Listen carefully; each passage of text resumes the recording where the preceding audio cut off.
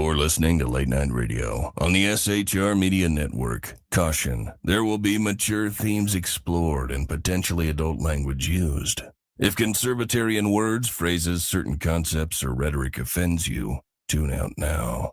I have come here to chew bubblegum and kick ass. And I'm all out of bubblegum. Freedom is never more than one generation away from extinction. We didn't pass it on to our children in the bloodstream. The only way they can inherit the freedom we have known is if we fight for it, protect it, defend it, and then hand it to them with the well-taught lessons of how they in their lifetime must do the same. And if you and I don't do this, then you and I may well spend our sunset years telling our children and our children's children what it once was like in America when men were free.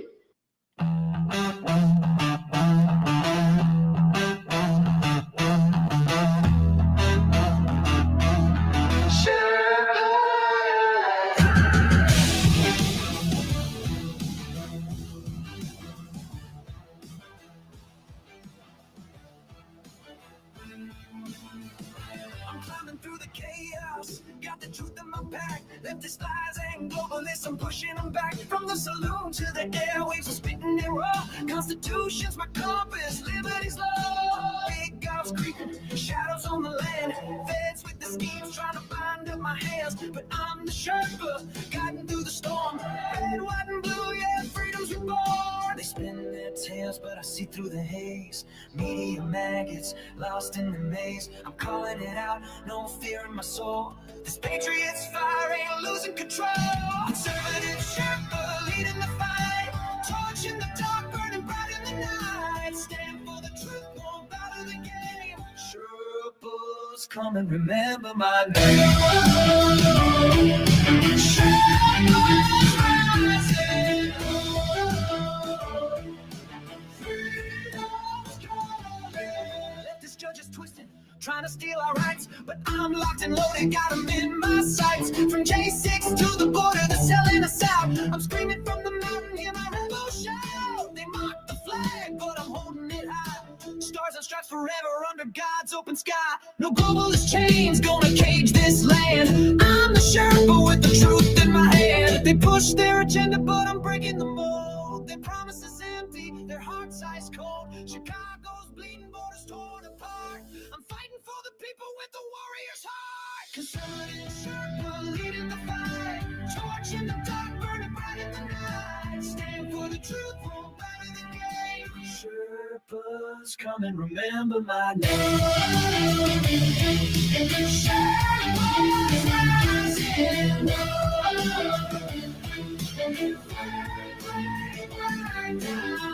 Storms, I've walked the line, 41 years, badge on the grind, now I'm on the air, my voice like a blade, cutting through the lies that the traitors made. Hurricanes rage, but we're standing tall, sheriffs of the Constitution answering the call. From the saloon to the heart of the fray, we're taking back America, no more delay.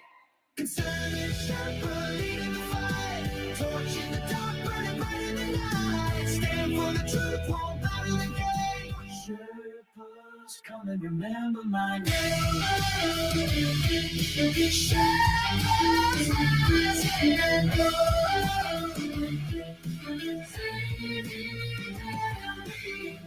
static, hear my voice resound. Conservative Sherpa, freedom's battleground. Berserk, Bobcat, rules will never kneel. For God and country, this fight is real.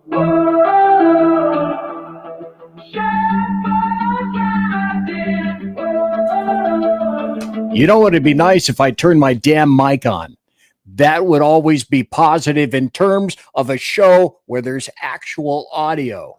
Folks, ladies and gentlemen, boys and girls, children of all ages, welcome to BZ's Berserk Bobcat Saloon radio show, where I am, in fact, the conservative Sherpa. And if I had an appropriate banner, I'd run it and it says, you know who I is. I is the guy guiding you through the insidious maelstrom of Democrat, leftist, and globalist lies, chaos, deceit, betrayal, and tyranny, and the stuff that happens to be like that. And tonight on the show, We have some of the guests that you've known for all these years. We have it's a 2 for 2. It's equal. It'll be an equal battle. It's 9mm at midnight. It'll be like KLRN over here, and it'll be like SHR over here. And not too long, they were issued their 5.7s, their FN 5.7s, and it will be in fact 5.7s at midnight. Wait a minute. There's somebody in private chat. Okay, never mind. Anyway, it doesn't make any difference. So thanks for being here, folks. We're going to talk about things that have to do with, let's see if I can find it, something similar to this, which is, what was it on Tuesday? Now, some say it's a GOP apocalypse. And then a lot of people are saying, well, was it really an apocalypse? So let's bring in some guesties, shall we? Stephen Hall was here first, so let me welcome him in. Stephen, good to see you. Now, before we go to the other folks, I want to emphasize this with emphasingly, is this is the first time you've been on the show, but because of that, if you would give people a little bit of an indicator as to who you are. You're on KLRN, but give people just a wee bit of your CV, if you would, please.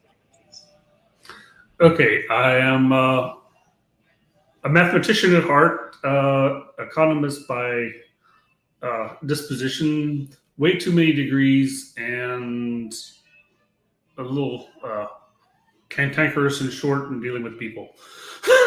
And generally good humor. I have a show on Inquiry every other weekend on KLRN Radio, and you were there as a guest interrogator, and I was very thankful for that. Thank you for inviting me. I appreciate it. So anyway, you are tonight our resident, I don't want to be insulting, but intellectual, or a better, like somebody in your...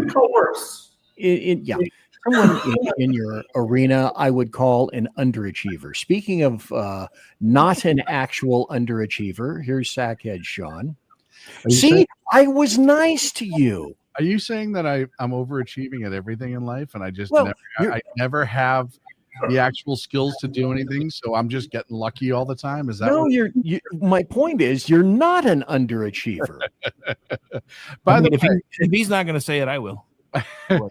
By the way, BZ, sir, the green room, while comfortable, does smell a little bit like an adult video store. I don't know if you want to adjust that back there. What? Yeah. I just had this change. That's the chat room. I could have sweat. Okay. All right. Good. I'm talking about the green room where you stick us all and it's really tiny. So Stephen, Rick, and I all were just kind of pressed up against each other. It was kind of weird. Well, if somebody would stop leaving his socks in the corner. Oh. I thought you'd wear pants, Rick. I really thought we all agreed that pants were required for tonight's show. Hey, I did not get my memo on that, so I do not apologize for anything.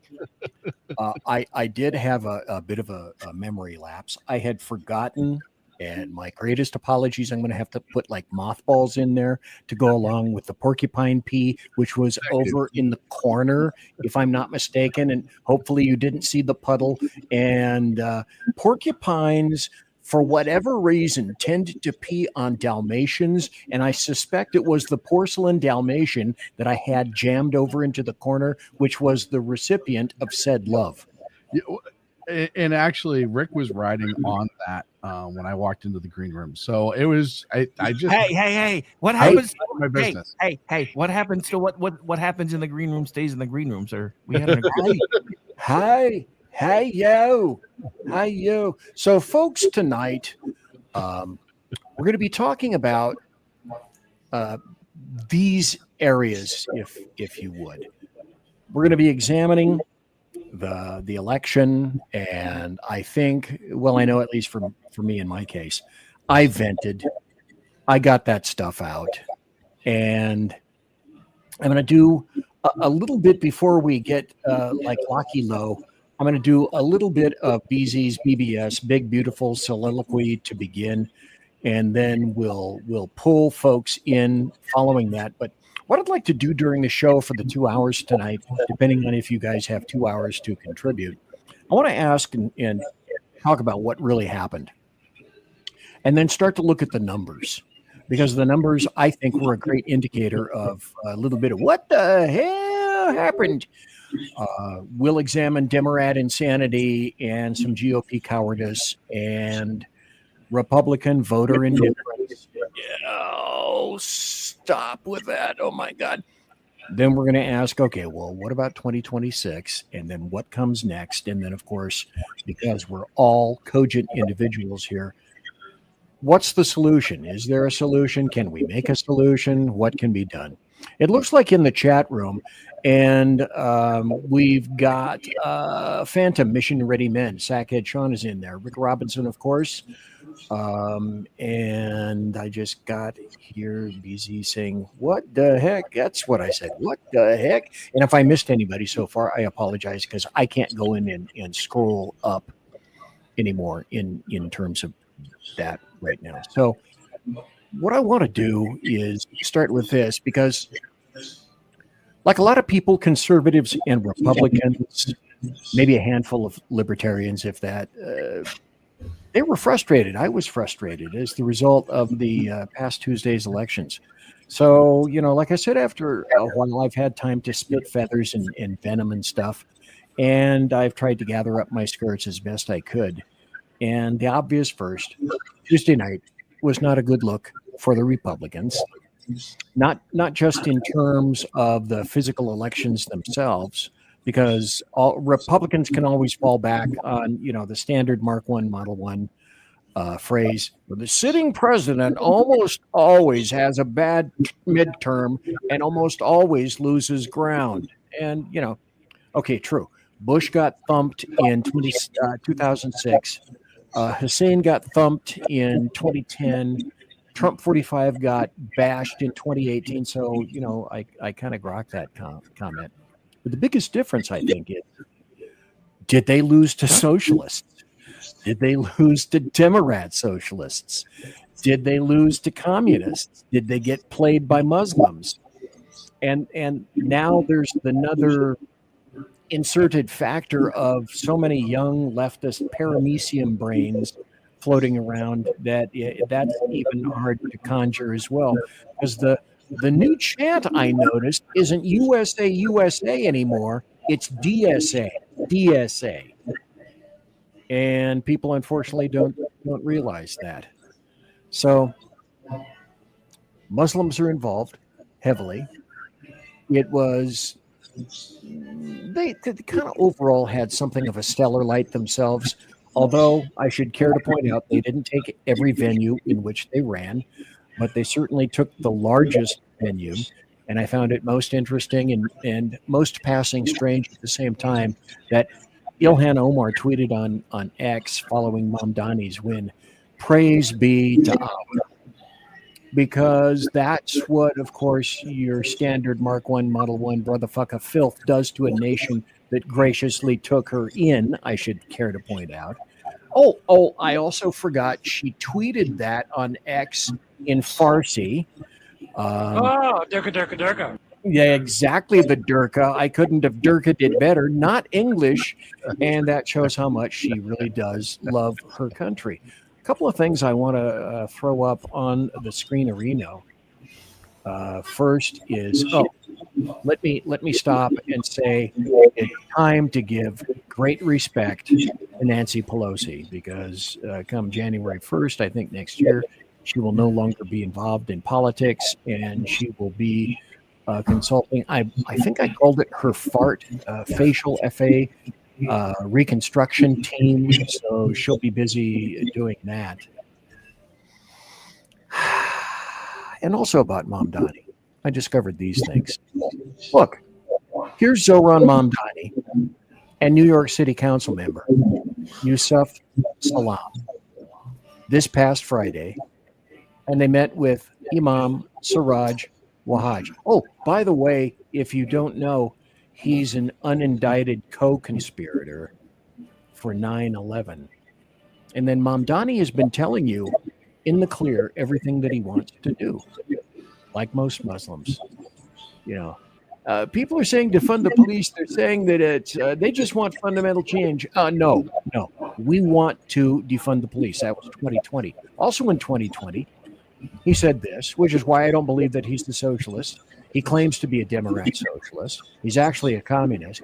The oligarchs who want us to return to work to goose the stock market are the same ones with thousands of luxury condos as investment properties sitting empty while New Yorkers die on the streets and in the shelters. Seize these properties. House the homeless. By the way, his father, Ghani's father, Mahmoud, wrote a book. There it is on the left. And in this book, it says suicide bombing needs to be understood as a feature of modern political violence rather than stigmatized as a mark of barbarism, which it truly is. And this is how it panned out. And this is how it pans out with the Democrats. Now, having said that, let's start here. As in, there are so many places, so many things to say. Anybody want to start with any overarching comments about the election in general? And well, first I should ask, do you guys agree with me in terms of, is it a GOP apocalypse or not necessarily? No, it's not even. It's not even a midterm. It's an off-year election, right? I mean, at the end of the day, this was an almost. I mean, if it wasn't for Mondami, if that New York City race, let's just say Eric Adams was the only person running, and he was going to just win the election hands down, no questions asked, you probably wouldn't have heard about New Jersey or Virginia except for it being a sub-note on a runner on a TV, on a news program. It was nothing.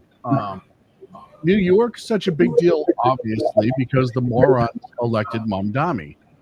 That being said, it was only 40% of the morons who can vote in New York that elected Mamdani. It wasn't a huge turnout. What the Democrats did is they put more money, I think, in New York City than they did anywhere else to prove a point. And that point worked, is if you spend money, you can get an election. Is it absolutely shocking and heartbreaking for me to see him in charge of New York City, the city that 9/11 happened? And absolutely. The trade-off to that is, look, you get what you deserve. You vote for a communist, you're going to get communism. The problem is, it's a very isolated communism. And when he tries to branch out his communism to other parts of the, i.e., getting money from the federal government, getting money from the state, and he realizes that there are rules and laws that are in place that will keep that from happening, and lawsuits will kick his ass, and we have a conservative Supreme Court, he is going to be proven to be a useless moron, in my humblest of opinions. New Jersey, look, Charterelli gave it his best, but just like in Virginia, when you don't accept Trump's help, when MAGA is still running the Conservative Party, whether you like it or not, and you kind of separate yourself from Trump, you're going to get what you're going to get. Same thing with Winsome Sears, saying something like we need to move on from Trump was not her best play. Let me jump in here for a second and see if I can eliminate an issue. Stephen, I'm going to remove you from the screen and let's continue to talk. Okay, there we go. That was the issue. Stephen, if you would go back in and check some of the settings, because we're still getting some feedback and some reverb from you. So if you can, maybe check some of the settings and see if you can resolve that problem, because the audio on your side, I feared, was not doing particularly well. And I have to say this, yes, indeed, I concur. Some people, Trump is a quid pro quo guy. Mm-hmm. And if you support him, he's going to support you. And there wasn't much support from Winsome Sears. And then you mentioned support. I don't think, what's the guy's name? Charterelli, yeah.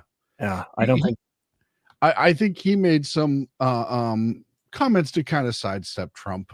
I don't have the exact Yeah, comment. he was the big supporter, and you got to realize that in this day and age is all about Trump because he's the president right now. So you could have done better. Or you say nothing at all. Look, and yes, I don't think the American people need Trump to come out and pat people on the butt when they're running for something. I don't think that's what the American people look for. What they look for is right now, is this guy or this gal going to fall MAGA qualities or not? If they're not, I'm not interested. Well, the other problem that those two candidates had, in my opinion, they kept telling everybody why they shouldn't vote for the other person. Not why a lot of that. For them. So they made the same mistakes that we were laughing at Democrats about in the last cycle, because that's all they were doing was if you don't vote for me, you get this guy. That doesn't work, especially because right now we're just now starting to get some of the positive stories that have actually been percolating behind the scenes because the media is figuring out if they don't start telling the truth, Trump's going to sue him out of existence.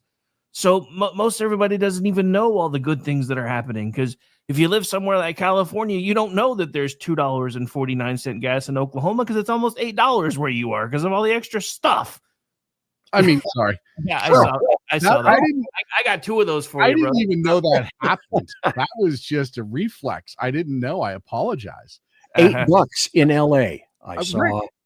I saw a graphic recently, $8 in LA. I want to put this up. I think Rick's 100% right on that, by the way. I think that was a big downfall for them. I hate to say this, but it's true time and time again. I had a civics teacher in the 60s. You guys have heard this 65,752.7 times. The dude's name in the 60s was Mr. Helms. He was my civics teacher and said time and again, Democrats don't win elections, Republicans lose them. Yeah. And it was theirs to win, and they kicked it to the curb. Yeah, I mean, honestly, it wasn't theirs to win. Well, that's just it. We're talking about blue states. The thing that nobody takes into account with Virginia is they have to elect a brand new governor every 4 years. And 9 times out of 10, what Virginia does most of the time is go, oh, is there a Republican in the White House? Oh, then we want a Democratic governor. Oh, is there a Democrat in the White House? Well, then we should probably try out a Republican governor. But you notice it never really changes anything at the state at their House level. It's almost always democratically controlled. And it wasn't like she won overwhelmingly.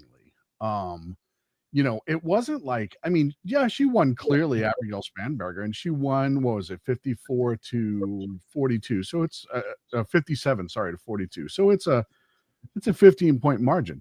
But the trade-off to that is, like Rick said, nobody went on the offense there. They tried to not be MAGA, which is hurting them right now because people are still wanting the MAGA qualities in candidates.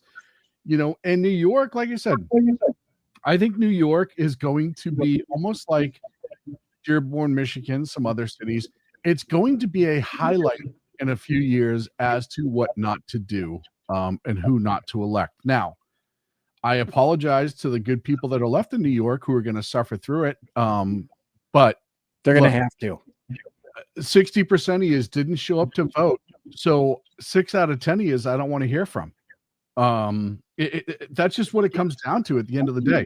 You all could have went and look at the candidate choices in New York City. And I talked about this on my show last night and I wrote about it too.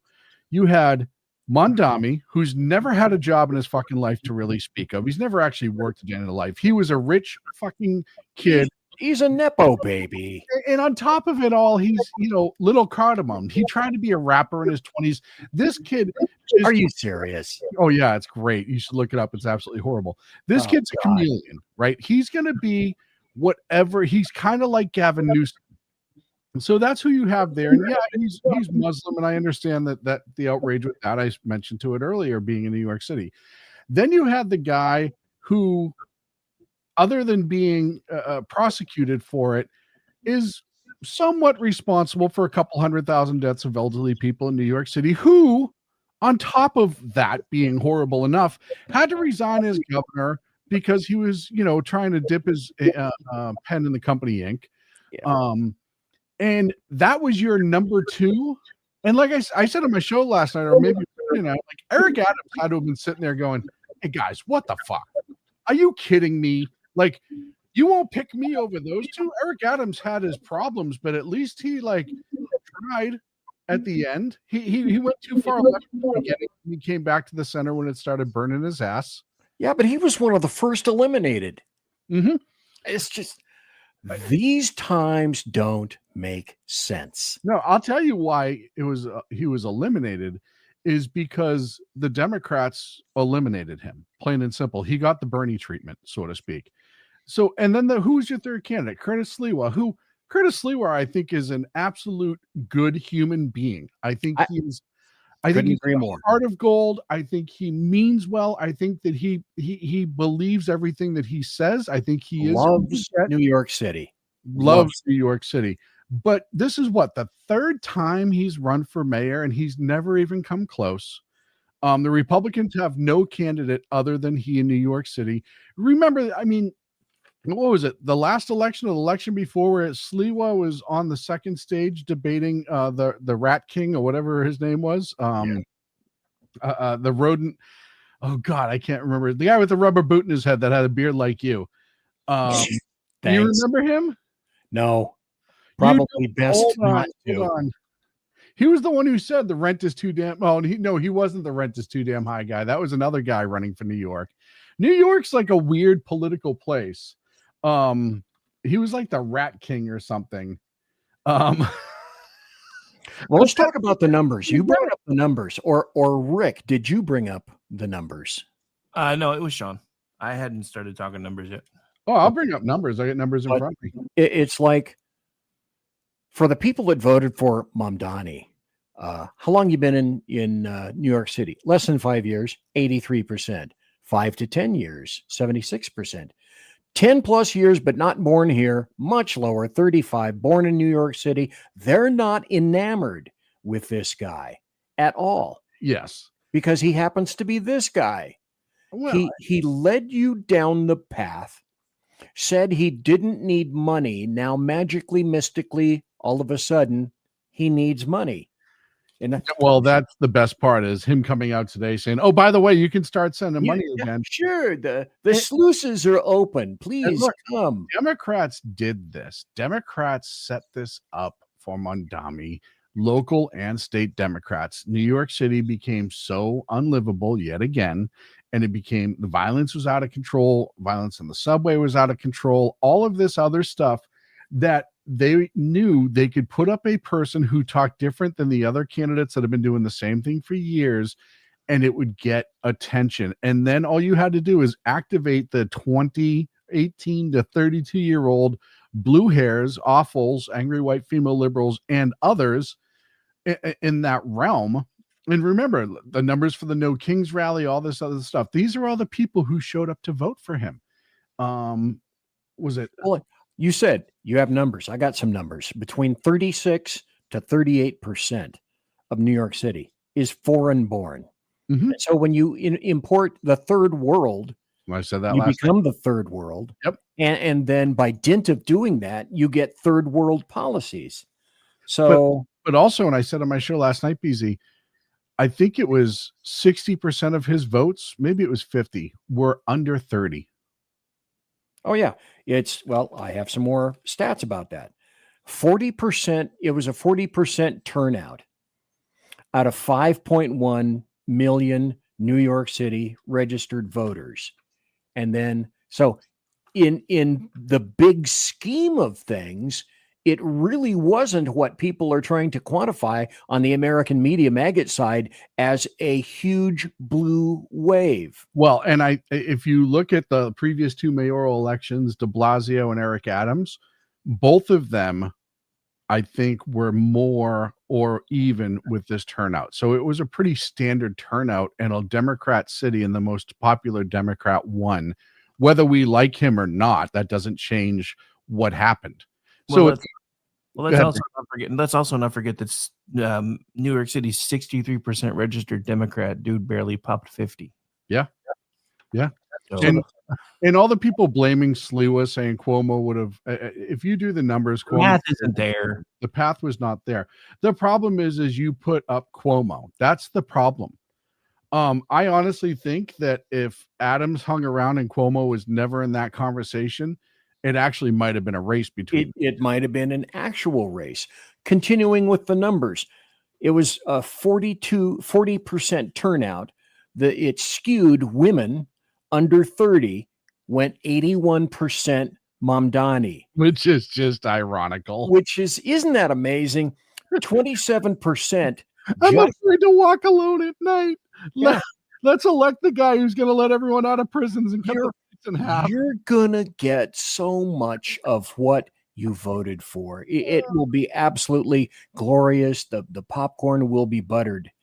As I said, 27% just wanted change. I want change. Hey, remember Hope and Change from Barack Hussein?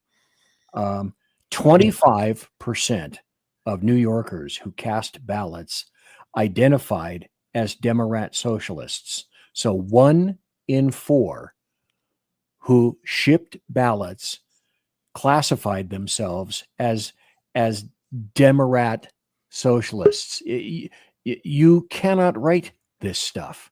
You can't write it. Hey, speaking of writing it, here's Big E. What's going on, guys? Welcome Big to E in the house. Yes. So also the other thing that I found out is apparently if Sliwa was out, people prognosticated that it would have been 47% Mamdani and maybe about 44% Cuomo. And then the other thing that I discovered is I was watching, I think it was Newsmax, and they were going through some of the precincts. I worked in New York City a long time ago in a galaxy far, far away.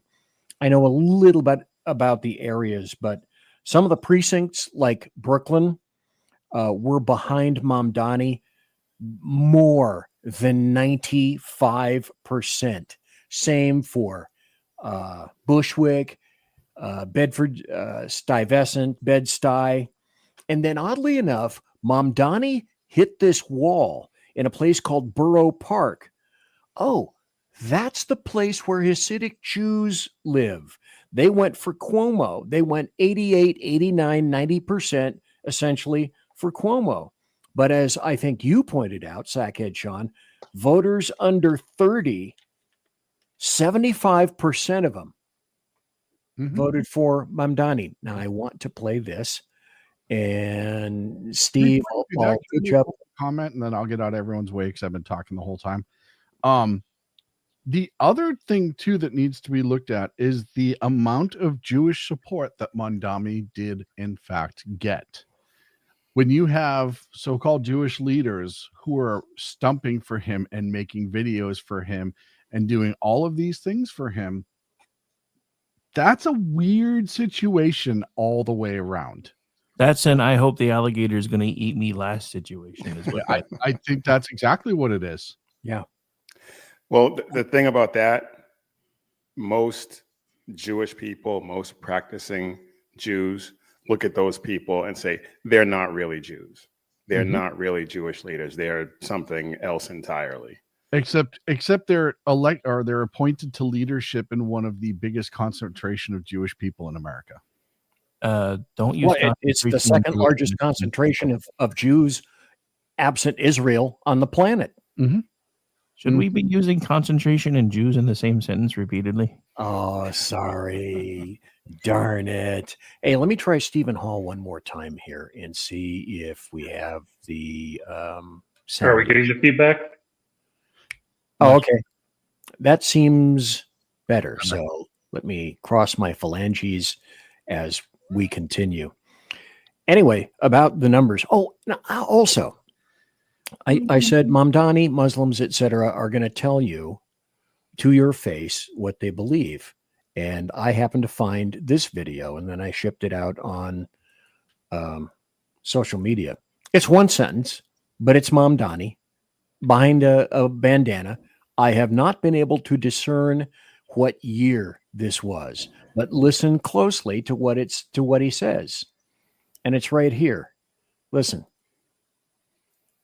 Okay, it might be nice if I turned on the sound. Go. Remake this state in the image of our people.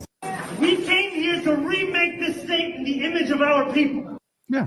Who are his people? Well, Muslims. Come on. Ugandans, right? Good Lord. Yes, but ultimately, Islam isn't just a religion. I don't believe Islam is a religion. Islam is a society, an all-encompassing form to itself. It's not just a religion. It consumes every aspect of people that are adherents to that. And New York City, I'm afraid you're just going to have to pay the price. No, you have to take it right to the face. And look, I mean, like I said, this is the equivalent of me sitting on the couch wondering while I'm fat as I spoon ice cream in my mouth. That's going to be New York in about 9 months. Like, how did this happen? Blah, blah, blah. I can't believe it's so bad here. Blah, blah, blah. I mean, what of all the stupid ass decisions that you could make? Look, I said on my show, remove the Islam part, remove the Muslim part, remove all the things that he said about how he doesn't like America, remove all of that part that he did not assimilate, even though he grew up super rich here. Just look at the fact that he's a socialist. I played the video that last night where he tried to explain that socialism is this pretty wonderful, marvelous thing. You remove all of that other shit and you look at that socialist communist aspect of them, and it's just as bad that they would vote for that. Like, this is you have two piles of shit in each hand and they're clapping like seals right now. In chat, Jeremy Hansen said, I think this is going to be a lesson that New Yorkers need to learn. I would concur 100%. I said on my show, the best way, and I didn't come up with this, I heard somebody else say it, but the best way to red pill a leftist is to give them what they want. Mm-hmm. And then we'll see if they want what they get. Move. We've reached the tough love portion of the fuck around and find out program. These people have kept voting for this stuff over and over and over and over. So it's time for them to let them try what they say they want and see if they live through it. Absolutely. Yeah. See, I said we're going to have this experiment. I think every one of us here has said in one form or another, it's abundantly clear that this experiment must be conducted. I said originally, I wish that it were not New York City. I was voting for Seattle or Portland. I was thinking, oh my gosh, if we're going to ruin something, let's ruin something that truly is a leftist bastion. Mm-hmm. And on the left coast, oh my gosh, it would have been even more glorious had that occurred. No. Somebody had to choose the other New York City. I thought was kind of amazing too is we all know New York has kind of a legacy nepotism election cycle that it goes through. That broke with Cuomo. That alone tells you what was going on the ground there, because it used to be if you had the right last name in New York and you ran, you were going to win. That's pretty much what it came down to. And Cuomo could not get the support. Now, is that because people remember what a monster he was? Maybe. I believe so. You don't think so? I think that has a percentile of it. Why not, Rick? Because voters are goldfish, and they have memories to match. So I mean, I'm just being honest. These people, look. And I'm not talking to anybody who watches shows like these, because you guys are the exception. But for the people that just go and do TikTok 23 hours a day and then take an hour-long nap, these people have developed the attention span of a gnat and the memory of a goldfish. So they don't remember anything from one moment to the next. If they did, they would. There's the same people that kept saying, well, the reason we voted for Mikey Sherrill in New Jersey is because we want change. So you're going to vote for the same damn thing because you won't change. What part of that makes sense? Just tell me what part of that sentence makes sense. The only thing I would offer in response to that is that you're completely right. I mean, I've said for a long time we live in a microwave society, instant gratification society, where people have the attention span of a gnat. The only thing I would say though is Cuomo is responsible for the deaths of a lot of people. Mm-hmm. And I don't know that they've forgotten that entirely. I could be wrong, but I think that's the one thing that might I think you're right, but that's the 10% that Sliwa got. There are Well, several things yeah. I would point out regarding New York. One, first going back to the Muslim thing, we mischaracterized it as a religion. It is the world's largest cult. Yeah, absolutely. And once you recognize it's a cult, it makes a huge difference in how you perceive it. Excuse me while I. And second, having watched interviews that they have in Israel of Jewish people on the street, most people in America do not think, because they don't, when they think of Judaism, they think of the Torahic Jew, which is only about 10% of the Jewish population. The Talmudic Jew, when they ask them on the street, thinks that Islam is closer to their religion than Christianity. So why would they vote for a Muslim? Because they see them more like themselves than they do the Christians. Now, in New York, you get a lot of Jewish population that are atheist Jews, which is where they put the politics far above their religion. Mm-hmm. Okay. So that crossover makes sense. You have high schools and colleges teaching this view of Mandami, that socialism just is wonderful. It's sharing. It's making sure nobody gets left behind. It's, just redistributing the food so that everybody has something to eat, and redistributing those luxury apartments so everybody has a place to stay. And they don't think beyond the immediate effects. They do not think long term. And they've not been taught in school how to think. So when the election comes up, that attention span is who looks energetic, who looks smiling, and that cheesy fake smile that Mondani has appeals exactly to the youth vote. Anybody with a little bit of sense and age on them looks at that and goes, that's a smarmy weasel, because you can see it on his face. But the young people are going, he's cheerful, he's energetic, and then you look at the faces of the other two. Who are you going to choose?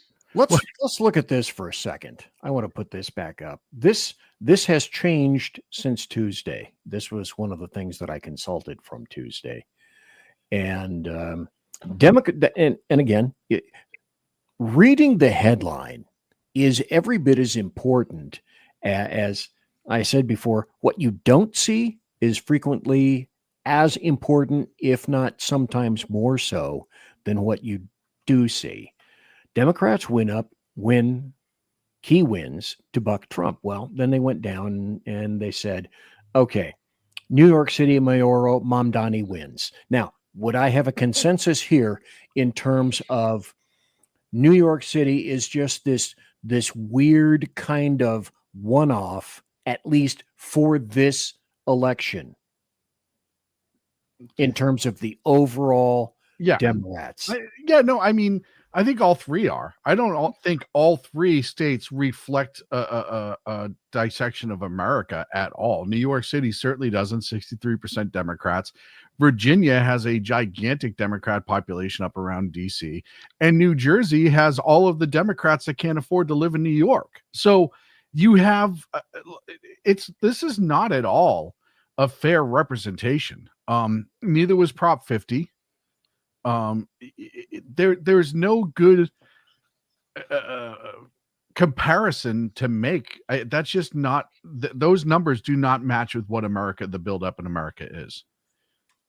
Well, then the other thing that I found most passing strange, and this is where I would like you to weigh in, Prop 50 wins. And I was kind of sure that yes, probably it would. But at one point, Sean, you were saying, no, I don't think it's going to win. But here's the thing I find bizarre. It seemed to me while watching the results that about 2.35 seconds following the polls closing, Prop 50 was declared a winner. On as in, voting. What the hell? Early voting. They knew by the numbers that were there. All those votes get processed, days before, and it just gets tabulated. Then once, the early voting gets tabulated forever early, but they can't. So they already have a pretty good idea, and then they look at the amount of people that are registered to vote, the amount of ballots that are out, how many are coming back in, and they know numerically who's going to win or not. Look, I think the GOP and even maybe even the White House or the national GOP kind of failed California. I don't think there was a good support for Prop 50. There was some support. They were loud about it.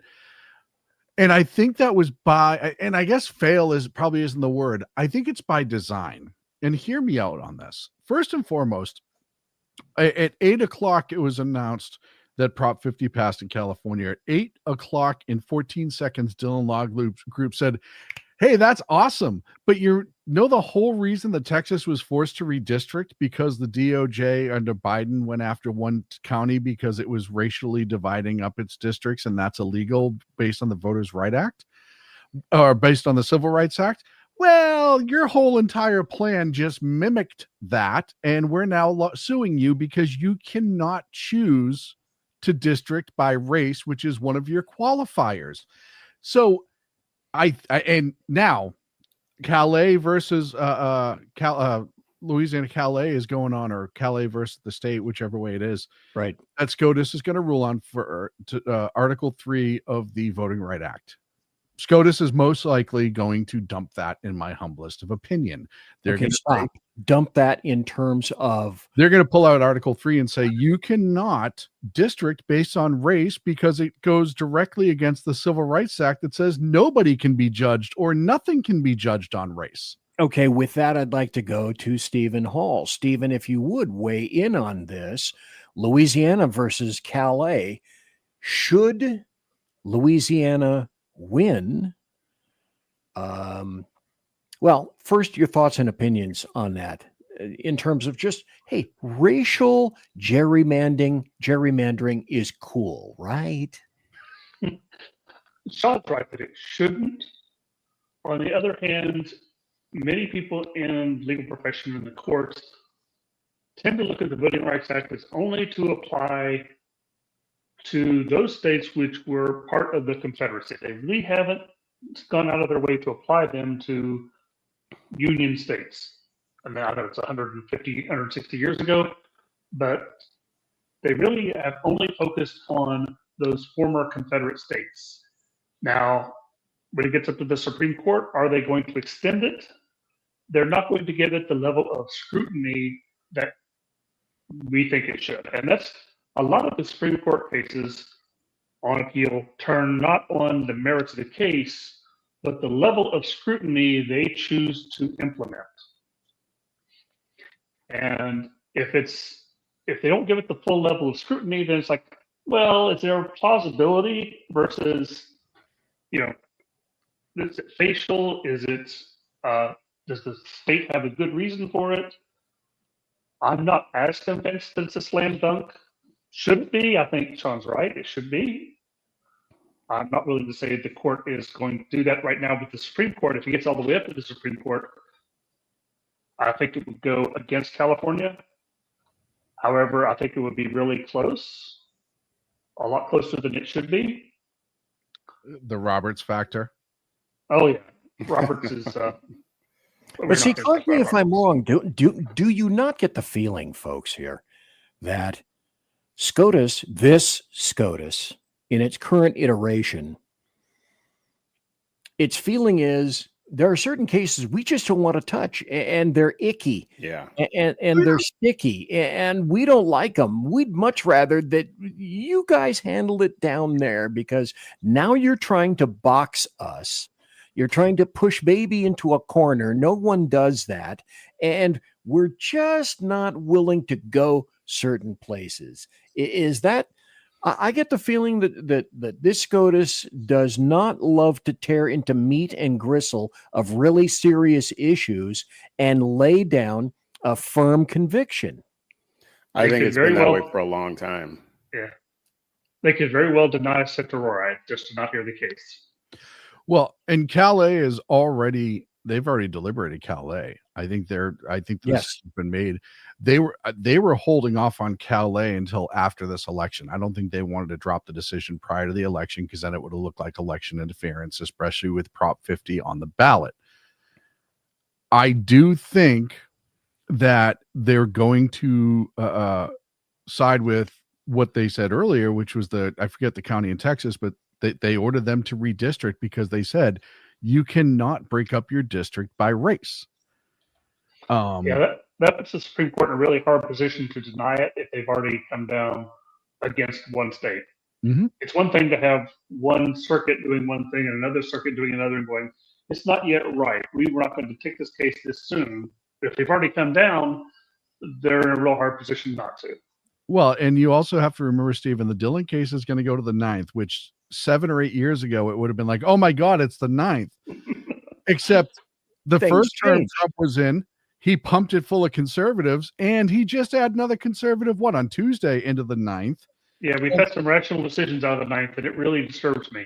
Yeah, well, because it's real life, right? I mean, it's crazy to think this is the 9th Circuit.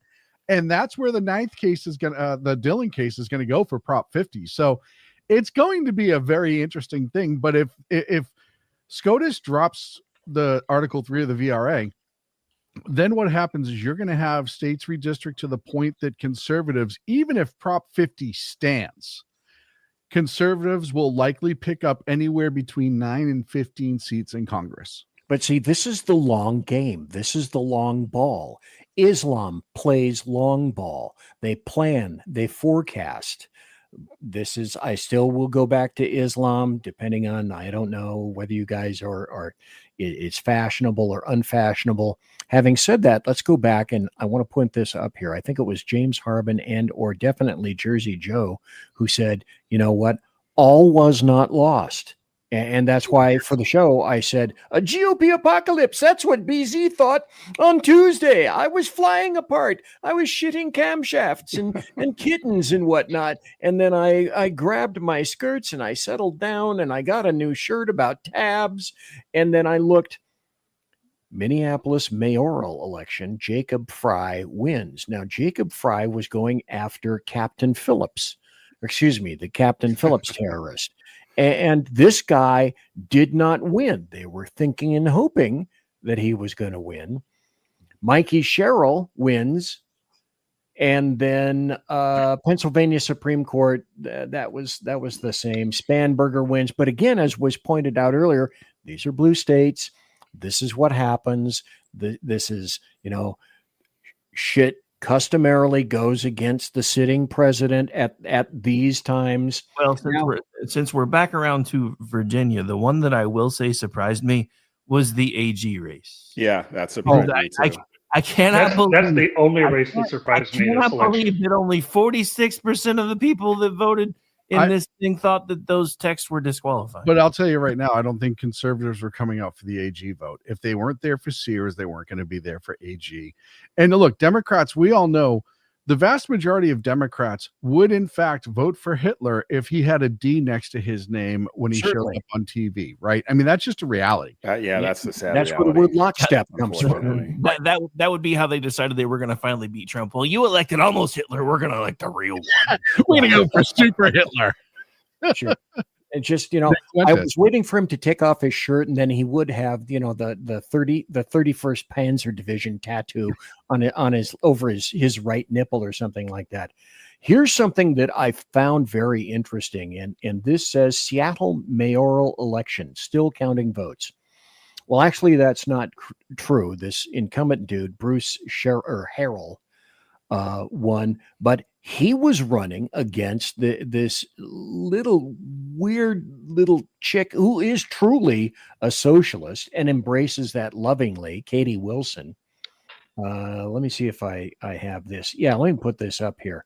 This is Bruce Harrell in 27 seconds. This guy's a real winner. This guy is incredible. Seattle wants him. Seattle gets him. The criminal system has had a disparate impact on Black and brown communities. Let me lead with that. So when this person is committing 6 or 7 crimes, I don't know his or her story. Maybe they were abused as a child. Maybe they're hungry. 100%. My remedy is to Maybe find. he was just horny, and that's why he committed sexual assault. I mean, that's okay. I have no desire, right, to put them in jail. I have no desire to put them in jail. I played that video on my show a while back too. That guy just. That's the state of the art today. The state of the art. Speaking of state of the art, it's amazing. Did you guys see this? I commented on it earlier. I know, but for those who didn't, My brain, I found my shirt. This is my shirt. It represents BZ to the nth degree. Yeah. Okay, so should do the group chat. since you're tiny right now, what exactly does the shirt say? Because I can't make it out. It says, Use your other eye. my brain has too many tabs open. Yeah, that's definitely you. That's definitely me. See, the other thing that I think was a positive was this guy who was running for Jersey City named Well, before we move on, can I just say that last guy should be completely disqualified from holding public office because he cannot even pronounce disparate. I'm done. Nicely done. Nicely played. Nice. Well, they thought this guy had some backing to himself. That didn't pan out as well. Baby didn't have back. Yeah, baby. God, if I'd only known that was coming. Here's a video that I would like you guys to weigh in on in terms of, all right, like I said, we're going to be talking tonight about what really happened. We looked at the numbers. Yeah, the Democrats are insane. Yeah, the GOP, we've already mentioned this, that they're frequently altogether too cowardly. We talked about Republican voter indifference, but this is in terms of solutions. And essentially, if I'm interpreting this properly, essentially what is being said is economy for about a minute. Go. Well, first of all, I think J.D. Vance is exactly right. They do have to talk about cost of living. They do have to talk about affordability. And he's right that voters will ultimately judge the party in power, the incumbent party, based on the health of the economy, macro and micro. People have to feel like you're on the right trajectory. So I think he's right about that. I think he's right that Republicans are better off to dump the infighting and focus on issues and what we need to do to succeed. And he's certainly correct about this turnout issue. We still have an unproven situation out there about a lot of people who love Donald Trump but don't yet love to turn out when he's not on the ballot. So all these things are correct. And I agree with him. It's, you don't want to run around like chickens with your head cut off when something bad happens. But at the same time, you do want to learn from situations. And I think there's probably some things to be learned last night about candidate quality and the way we're running campaigns in certain places. But we have to remember, these are blue states, very blue states. Democrats won in blue states. And so overreacting and being overly emotional is probably not a great thing today. I would agree. Now, that was not me on Tuesday. That was not me on Tuesday at all. As a matter of fact, the very next day, if I'm not mistaken, I bigfooted Ratty Rick's show. And Ratty Rick, did I go 210 over 190 on your show there? I thought that was day of, because Wednesday was okay. That was when I got really bad news. So I didn't realize. I did my show Wednesday morning, didn't I? So yeah, maybe it was that one. I think it was Wednesday. And then you said something similar to, "Whoa, Bucky, hold your horses. Pull that back. Just in the beginning, I was just as upset as you were, because I'm thinking, dude, how can these people vote for these people? But then the more I thought about it, I'm like, dude, these are like the deepest of the deep blue. I mean, and honestly, that's why I feel like the GOP really dropped the ball. They should have focused a lot more on Prop 50, because I think that could have been easily defeated if they had, instead of trying to, as my good friend the Amish put it, fight for a governorship that's only been read 8 times since Reconstruction. Yeah. I mean, come on. Well, let me throw this out in the ozone. I'm sorry. Go ahead, Sean. No, I was just going to say, Rick's entirely right. And the California GOP does not know how to connect to MAGA, and they haven't. They never have. Most of your Republican representatives that are still left in California are very much moderate Republicans in a moderate district who just aren't as crazy as the Democrat running. Most, not all. There's a couple of decent ones. So you had people like Schwarzenegger, who is not a Republican. He's just not. I mean, he ran as one, but he's not. And then the former Speaker of the House there, whatever his name is, Mr. McCarthy, who those were the two who were headed up. And it's just like, this is not, if they were serious about it, you would have saw JD come out here and look, Newsom was using this as the direct attack against Trump. And other than throwing a couple of tweets back and forth, the GOP ignored it by and large. State people ran against it. State people worked on it, but there was no outside funding. There was no outside anything. It was just they didn't give a shit. Because at the end of the day, it doesn't really matter, because at worst case scenario, it's going to be a wash with Texas. Worst case scenario. Also, as you can tell, folks, I have not been doing breaks, so I simply wanted to Conservative media done right. Yeah. You're listening to the SHR Media Network. So in lieu of that, I will talk about bulbosity just for a moment. Behold the ancient, obese, conservative Sherpa in his natural element, a wondrous cornucopia of vibrant foliage festooned upon his face, various tiaras adorning that scabby pate, creating a veritable carnival of conservative cogitations and, some might posit, an overload of bulbosity unrestrained. Please, citizens, avail yourselves of his liquid offerings as the saloon continues, unabated, like bad Bolivian gas station sushi. And that's where we are. We are on the SHR Media Network. Let me see if I point the right. No, there we go. To my immediate right is Sean from Edge of Liberty. My finger can't go over into the next section, so even righter than that is Rowdy Rick from KLRN. Then right here we have Stephen L. Hall from KLRN, and the cat's in the corner with the silver spoon, Little Boy and the Man in the Moon. Who did that song? Harry Chapin. Okay. For $5,000, it's Big E down over here. That's as far as I can point from Mission Ready Men. And I want to thank everybody for being here tonight. This is weird, but it's true. So all is not lost, as I've been trying to say. By the way, 150 people watching live right now. Thank you for that. House Republicans flip 10-year trend in political fundraising. So we can chalk this up to an anomaly, but I think, like J.D. Vance said, we got to go back to some of the basics, blocking and tackling. Vince Lombardi was right all along with this. Would you guys buy into this potentiality in terms of, or maybe I'm giving way too much credit to the Democrats, is like the Democrats played the Republicans. Democrats shut down the government in order to drive voters to the poll. So on one hand, we're saying, God, you guys are really stupid. Are they really that stupid? In terms of the shutdown, any thoughts on that? I know. I'll call on Big E because he was drinking. It's like going to the dentist. The dentist's hand is in your mouth, and now I'm going to call on Earl. Earl, what do you think about that? And the shutdown, was this a ploy, or just are they dumb? Well, they are dumb, but I don't know that it was. I don't know that they thought that it would be that they would be playing the Republicans or setting a trap for them in any way.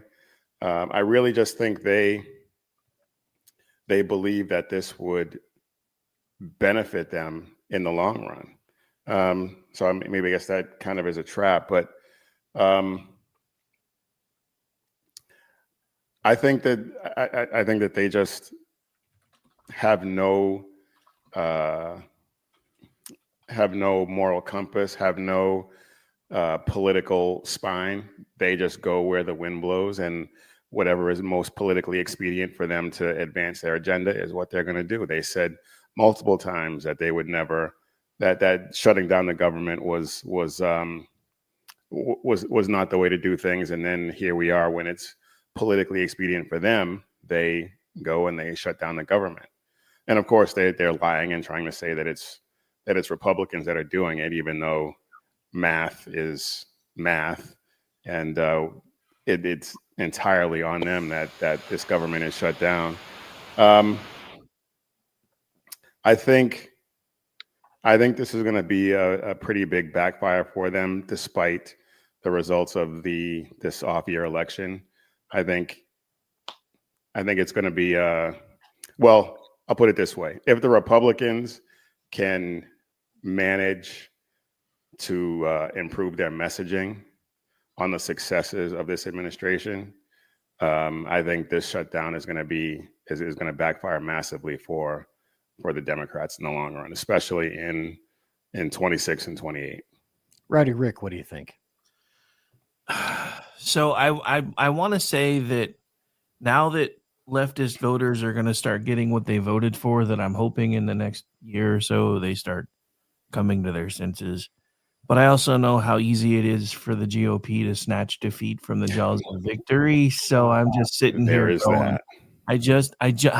I want to be positive, but then again, I went into Tuesday positive. I mean, you got me fired up on my show Tuesday morning because you were already being Eeyore, and I'm just like, dude, we haven't even had the votes yet. Calm down. And then I'm like, son of a damn it, the old bastard was awful.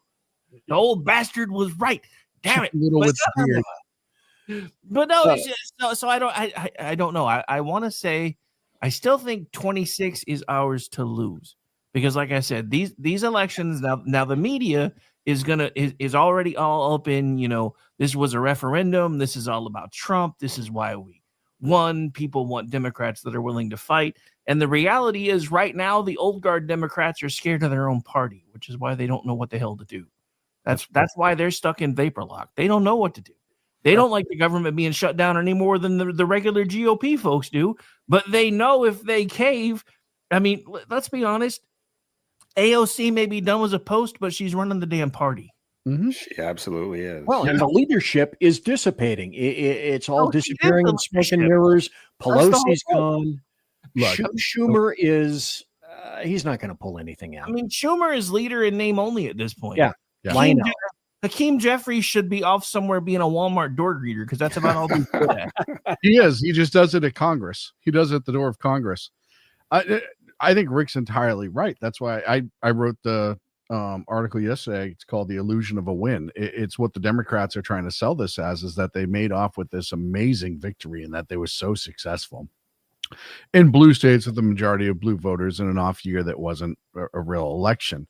I did think that the Democrats were going to break the day before last Friday. I actually thought the Democrats might break, or Monday. But they didn't. But of course, as soon as the election was over, they sent a letter to Trump saying, hey, we need a meeting, which I think is absolutely hysterical. Yeah. And I look, I think, do you remember when the squad first showed up? No, you don't. Yes. You of all people probably don't remember. So just stop it. Just stop it right now. Don't just sit there and look pretty.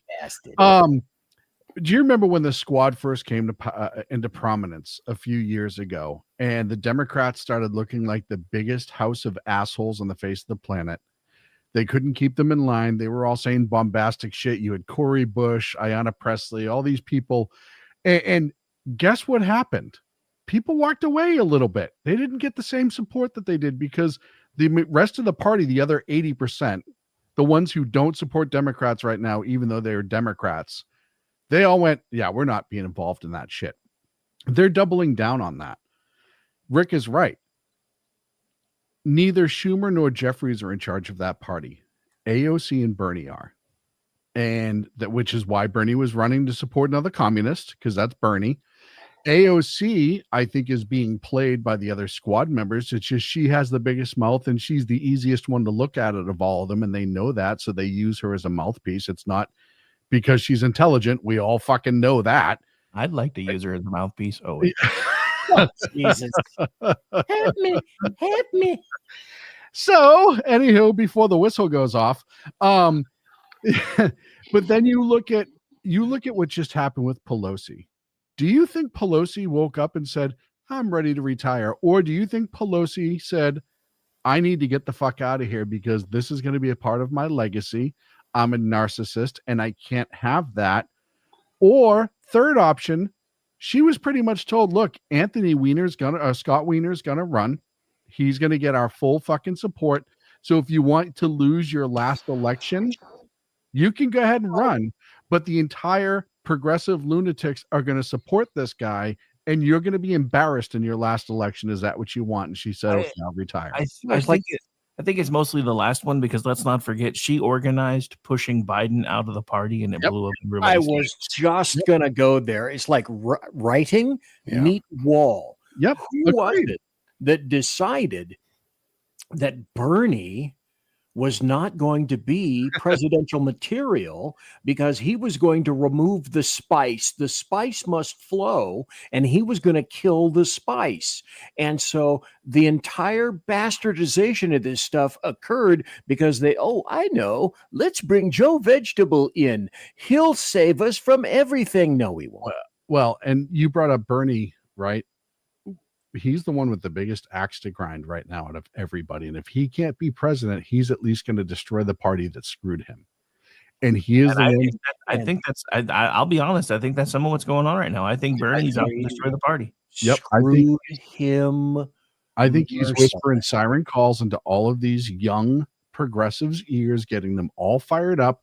The party that was in charge, the Pelosi, Schumer, etc., that was part of the screw on him when they chose Clinton over him. I think he still has that axe to grind. He's a very miserable human being. I think we can all see that just by looking at him. Like, he looks like he hasn't taken a shit since 1984. You throw him in a nightgown and a cap, and he looks like fucking Ebenezer Scrooge. Oh yeah, no, he's an awful human being. Hey, I like Ebenezer Scrooge. Let's not disparage him. Yeah, no accounting for taste. Well, Stephen L. Hall, listen to me, Andrea. Here's what we're going to do. We're going to burn down the whole fucking thing before I go, Andrea. What do you think about the shutdown, Stephen L. Hall? And was that a ploy, or were the Democrats just, I say a lot of it goes back to, we will never cede anything that even remotely smells or looks like a molecule of a win for OMB. So hashtag just because. Two things. First thing is, look at this from a game theory perspective. In all the history of all the shutdowns in the past, Democrats, if you look at it as a game, have never lost a shutdown. It has always blown up in the face of the Republicans. They don't understand the concept of losing a shutdown contest. That's one of the reasons why they were lost, because they weren't seeing the Republican numbers plummet. They weren't necessarily going up. The Democrats were slightly down, but they still in the back of their head said, we win all of these. That's true. So I'm sorry, go ahead. Is the fracturing of the Democratic Party between the old guard and the new guard. And the last election, I was looking at that going, they have nobody in the batting cage. They have nobody coming up who looks like they could run the Democratic Party. Nope. And the idiots that they have that are appealing to socialism are appealing to a lot of people who really don't know what socialism is, and that's very frustrating. But I'll give them credit. They have energy, and energy sells. And energy motivates people. So as stupid as they are, as long as they're energetic, you'll get people backing them. Well, I also would... Not called useful idiots for nothing. The Pied Piper was very energetic. Mm-hmm. Well, yes, wasn't he? Jersey Joe said something really smart in the chat room too that I want to make sure it gets said. It says, I can prove Democrats know they are in trouble for the midterms. They're already crying about a rigged election. Yeah, and that's ripping off, a page from today's screaming headlines back in 2020. But it's true, they are. Do you not have anything original in your head? No. Bernie Sanders is running the party. They have nothing original. But I also go back to this hashtag consequences. Earl, I think you covered this on your show, and probably almost everybody here did this. A bunch of New Yorkers are saying, well, now that we know this is true, we're seriously thinking about leaving. Adios, muchacho. The thing about this is that, also I can't think of the guy's name. If you guys know it, pop in and tell me. The New York Fire Department commissioner said, hasta la bye-bye. I'm not going to live being a man affiliated of Jewish faith, and I'm not going to live under this guy. I'm not going to be subject to this guy, and I am bye-bye. And I think a lot of top tier New York City administrators are contemplating the very same thing. I don't know if it's necessarily the religion thing up front. I mean, it could very well be. I think the religion thing is a very easy fallback. I really think the commune socialism aspect of it is what scares people the most. I think that you're going to see money transferred around to that city. You're going to see the shit tax out of people who are just trying to work. That 1 in 10, look, who's the only people that are rich enough in New York City to actually leave and go somewhere else and live a good life? People. My point exactly. That's what I said. Your tax base. This is not going to affect the people that Mamdani and other assholes like him think. Yep. You know, we're gonna take you and grind you. No, you're not. Yeah. Money is fungible. I mean, this is the guy who thinks that if you have your headquarters in another state and you do business in New York City, he can tax you at the corporate tax rate. That tells you how just stupid. And I couldn't believe he said that. I think on top of the 1 in 10 who are going to say whatever the equivalent of is hasta luego in Arabic to Mandami, I think you're going to see a lot of businesses move at least outside of city limits. They may move to upstate, they may move somewhere else, but you're going to see a lot more. And look, we saw a lot of cities leave under COVID, right? And they had, or a lot of businesses, they had no issues leaving because it's like, hey, half our people don't even have to work here anymore. Sure. And a millionaire and a billionaire being able to take up and leave an empty building. I mean, the property issues are going to be legion. Well, the history's already there. Like in France, when France raised their top tax rate to like 75%, Gerard Depardieu moved across the border and said "F you." Yeah, and he's pretty damn socialist himself. He's like that's too much. But no, to answer your other question, it was Robert S. Tucker, by the way. Thank you. This is the FDNY guy. But no, it's. Look, I mean, the thing about it is I was watching because I hadn't really watched the news for the last couple of days, but when I decided I was still going to do your show anyway, I turned some on tonight so I could get caught back up a little bit. And one of the first things I saw on two different channels was realtors in Florida going, "Holy crap!" But they Jersey Joe said that. Jersey Joe on SHR, the Reaver of Common Sense, has already said he lives in Florida. He's already said, just the potentiality of people coming down from New York and into Florida has immediately increased the costs of housing in my state, as in immediately. Well, the reason it's immediate is because these people's phones are already blowing up. There were two different realtors in Florida giving interviews on two different networks today, both saying the same thing. My phone has not stopped ringing since Tuesday night. The writing is in fact on the wall. I want to throw this up too, because, hashtag consequences. For every loser, there's a winner. Here's Houston PD saying and putting this out into the ozone. NYPD, are you disgusted with the election of Zohran Mamdani? Come to us. Join us. We would love to have you. And then there's this. Ron DeSantis had said the 5K recruitment bonus we give to new officers will be utilized by a number of these NYPD officers. This nails it. DeSantis nailed this. There's no reason to risk your life serving when the mayor hates you and believes your department shouldn't even exist. Mm-hmm. And look, I follow a lot of personal accounts of New York City cops and other cops that work in New York State, maybe not in the city itself, but they have friends who are New York City cops. The mass exodus is coming. They are all applying elsewhere, which is absolutely hysterical to me. Would be to like go to a small town in West Virginia and get pulled over and it's 5 New York City cops and like, you know what I mean? You're expecting like one thing and they just walk. Why are you saying I'm going to get pulled over? Well, except the New York City cops. So unless you run them over, they're not going to stop you. This is and totally, then there's all the cops that are going to take their pensions and just bounce. Sure. This is totally tongue in cheek, but they even got Danny Reagan to move to Beantown, for God's sake. They did. Nice observation. Actually, the Democrats did that because they got that show killed. Say that again. So- I hadn't heard that. It's all the liberals over. What was it? CBS. I think it's CBS. Yeah, it was CBS. CBS. They were mad that it was a pro police show. It was a pro law enforcement show, and it showed law enforcement in a good light. And the powers that be that came into the creative eventually, even though the show was still doing well and all the actors still wanted to stay, they dumped it. So that's why Danny Reagan went to Boston. They've been trying to dump it for a while because after like season 7 or 8, there were rumors that it was going to get canceled, and people were making too much money. Yeah, protesting that. Well, it wasn't just that. I mean, when is the last time you turned on network television and you saw a family that ate together, prayed together, and were pro law enforcement?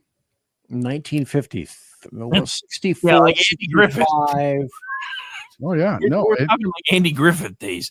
I mean, geez, that's how long it's been. But I think I think part of what allowed the spinoff to happen was because shortly after the cancellation, a lot of people got pissed off, and all of a sudden there started to be changes at CBS. There have been massive changes at CBS ever since. Did you see? I can't think of the influencer's name, but did you see? Who's the new news one? Barry Weiss over at ABC.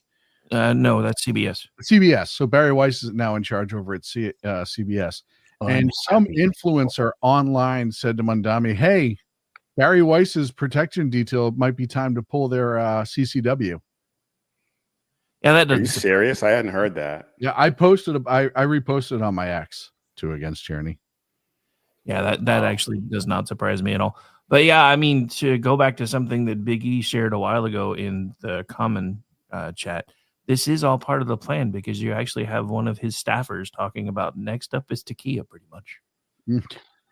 Here's the thing, and I know, like, I know the overall sentiment right now that's going on with Islam and Muslims, and I agree with it to a point. I also think there's a certain level of giving them way more credit than they deserve, because if they decide to start crossing lines, you have to remember they used to cross lines in places with people who threw rocks back at them, and this country ain't that.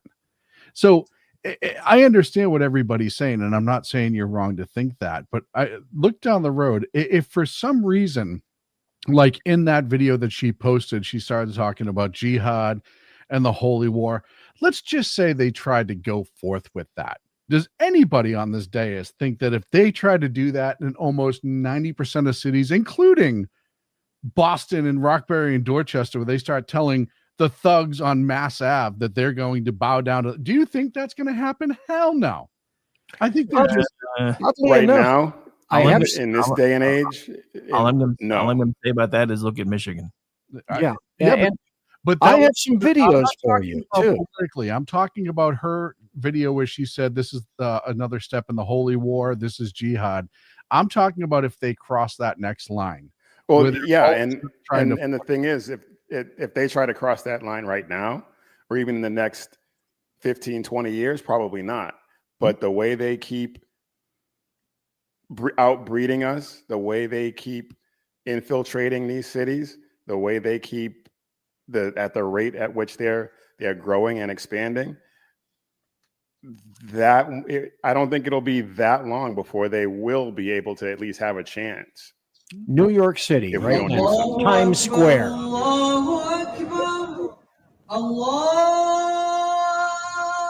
Now, there was someone on social media who said, "Oh, NYPD would never allow something like this to happen." Then I sent them this video. Oh, they most certainly did. They had to.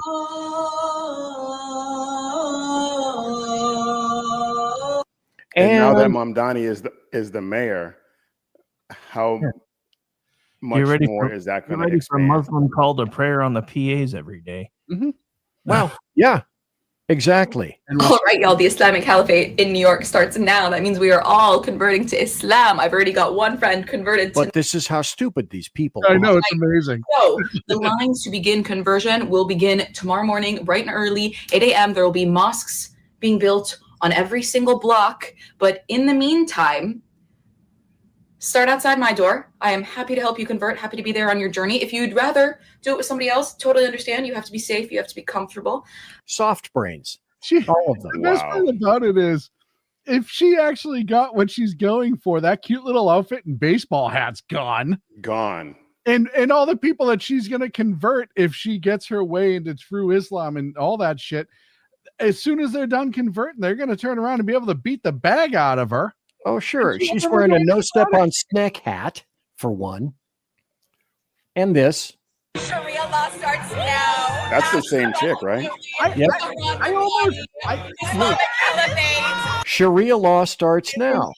Hear me out, because we do have to remember that we live in the age where social media is all about clicks and people will say anything to get popularity and make money off the internet, right? Remember, what was her name? Andrea Belcampo or Angela Belcampo, the super lib. El and all Camino, yeah. El Camino, yeah.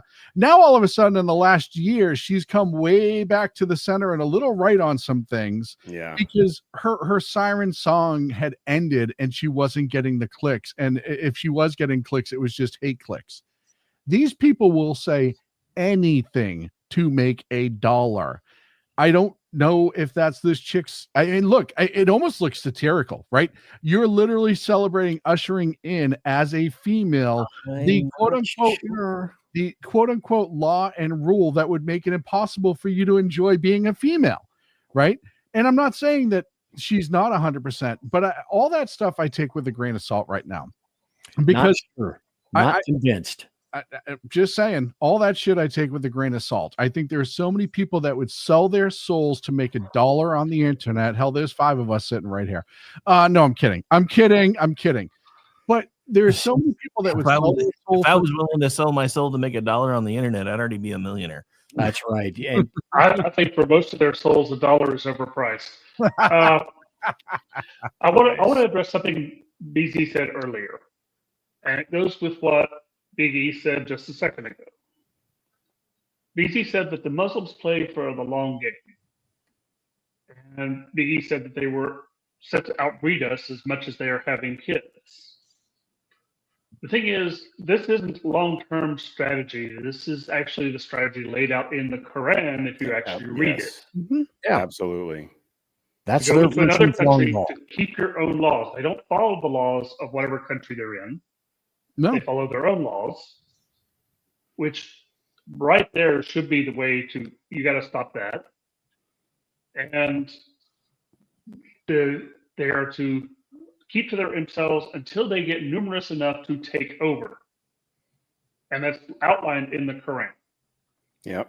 So it's not that they're clever and thinking in the long run. They're following a script. And it's the same script they've been following for 1,200 to 1,400 years, depending on when you believe the Quran was actually written. Aided and abetted now by technology. And I think it's pretty fundamentally clear that Islam is targeting Texas. Yes. New York City was kind of like the dry run. Okay, they won that. I get it. And a number of us here are saying, but that's New York City, and that's kind of a weird one-off kind of thing. I think Texas, in terms of the entire state, is the next target. And I think I've already things saying that they're calling that and trying to label it as the Mecca of the West. Yeah. And so there's this guy I discovered, Sheikh Uthman Ibn Farouk, born in Pakistan. Common spelling. Right, exactly. The 3 is silent, by the way. I learned that myself. I can learn something. Is reportedly moving to Texas. And he's not here, just as Stephen said. They're not here to assimilate. They are here to overtake. Demography is prophecy. That was true with regard to illegal invaders, and it's also very true with regard to Islam. And they are not quiet about it. They will tell you exactly what you think. I agree. It's our problem for not listening carefully to what they're saying. So I he discover says, videos every day of different imams saying, "We are here to take over." yeah, I have a video to play. I may not play it, but he says basically Islam is going to enter every house. Their children will be Muslim. You can stop immigration. You can do Muslim bans, but it's not stopping. If you fight Islam, I'm going to fight you, even if you're my own father. And it goes back to my original thing that I learned from the people that were in the sand. I was sergeant over a whole bunch of people that fought in the Middle East. And they said basically, and it's true, and I used this for a long time, me against my brother, me and my brother against my cousin, me and my brother and my cousin against my father, me and my brother and my cousin and my father against the tribe, me and my father and my brother and my cousin and the tribe against the outsider. What about the camel? That's how it was. Well, the spiders, the camel spiders took that. And then you think, oh, well, this stuff can't happen. Let me see if I can find this. I don't know if you guys heard this chick. I played it. This little lovely bint is from Montana. And I played it on my last show. And she has nothing but disgusting things to say. Well, wait, as BZ says, there's more. This motherfucker was just elected mayor in Coeur d'Alene, about 25 minutes south of where I am. And this is Idaho.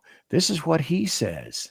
They don't give a and I'm a Bible believing Christian. I believe in Jesus and it guides my life as a Christian conservative. So Christian family values, Christian conservative, mindless cult member, group thinking morons. Are you a pussy? You're a pussy. Christians, they tend to be the rudest, most disrespectful jerks I have ever seen. I seriously think if Jesus were here today, he would have a message for everyone who's a Christian, and he would just say, get the those racists and white supremacists. Gay? I felt really gay last night. Come over for a gay time. Really gay. Christian nationalism. Now, but let's cut right to the chase. It's white nationalism. Real hardcore Christians to self and to go to hell. This guy, guaranteed, would be the first guy to suck muzzy cock. I can guarantee you right now. Absolutely. Sean, you have to go to the bathroom. Go ahead. Do you think that little twerp has ever once in his life either engaged in any sort of physical confrontation and or won, with the exception of maybe perhaps some sort of escapade with a small animal in his early teens? And yet, despite that, Coeur d'Alene elected. You get what you deserve. I mean, like I said, as far as I'm concerned, we have reached the find out portion of the fuck around and find out about elections game. Because before we get too far into you get what you deserve, there was an old editorial cartoon. I think everybody needs to go. A couple guys sitting in the library. It says, people who do not learn from history are doomed to repeat it. Yes. But the people who know history are doomed to watch while other people repeat it. Mm-hmm. Yeah. I heard another one that goes along the lines with that says something effective. People who don't pay attention to what's the writing on the wall in front of them have a tendency to fall off the stand onto the tracks. In other words, it'll say stay back, don't come any closer, and they'll not pay attention and walk right into the fucking train tracks. Well, if they wouldn't have put it on the wall and turned it. Yeah, but the problem with that find out part is it affects not just the people who, shall we say, effed around, but the people who are just standing by going, no, don't do that. Yeah, playing with fire in a powder keg and telling the guy, this is what's going to happen. Now, guess what? You get blown up too. Now, when I go the back, find out part affects not just the people who deserve it; they affects the people who don't. The people that will be more directly affected by Mamdani will be those people least able to take it. Yeah. No, it'll be that girl in that video. The first time the Sharia law comes for her in one way, shape, or form or another, it's going to be all the girls like that. All of these awfuls that voted for Mamdani, unfortunately, are going to be the ones who were victimized the most. Well, all I can say about that is the rape gangs from UK and New York. As far as the finding out affecting everybody, all I'm going to say about that is 6 in 10 New Yorkers stayed home. So, again, you should have voted. But hey, you guys want to see something prototypical? Beyond prototypical, so terribly typical.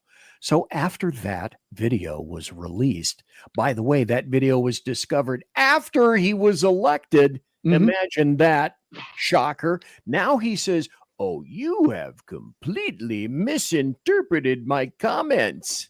Yes. Is this not Mark 1, Model 1, leftist shit stick a response? It was very gray what he said, and there was a lot of room. There was a lot of room for speculation in his words. I was so confused. I was confused. But this is, I mean, everything's open for interpretation, guys. There was no ambiguity in what he was saying. None. I didn't get his message. Is all I'm saying. I just missed it at some point. I thought he said he'd like to date Christians or something like that. Earl, God, harsh. You are so harsh, Earl. So judgmental. You constantly. I got to work on me. that. And you say that you're a Christian. I'm so disappointed. Earl, I will never fix that, and I can tell you that from knowing him going on almost 30 years now that we've known each other. Almost. That is not going to change. Sorry, pal. I found this, and I think Earl can relate to this. In terms of people I think may be starting to get a clue. I don't see this guy's name, but let's listen to what this pastor has to say. Mamdani is privileged to lie. I don't know whether you realize it, but the Quran gives Muslims the privilege to lie. Did you know that? If you don't, you know it now. A Muslim can tell you a lie and Allah will not contradict it. Muslim can lie to you. Muslim can you. If a Muslim you, he'll get a reward. If a Muslim fights in battle, himself to you, there's a great reward for him in heaven. He gets a life of 70 virgins. But it's the only religion I know where you can promote lies and it will be accepted by Allah and by the imams. You lied. That's a good thing, they think. I don't know of any other religion that says that you kill the disbeliever. Point of order, sir. That's a mistranslation in the Quran. It's actually 72 Virgils. Oh my God! Yeah. Oh my God! Each and every one who all of a sudden, Allah take me, and then Virgil. No. It's 72 virgins. The problem is they don't say what gender.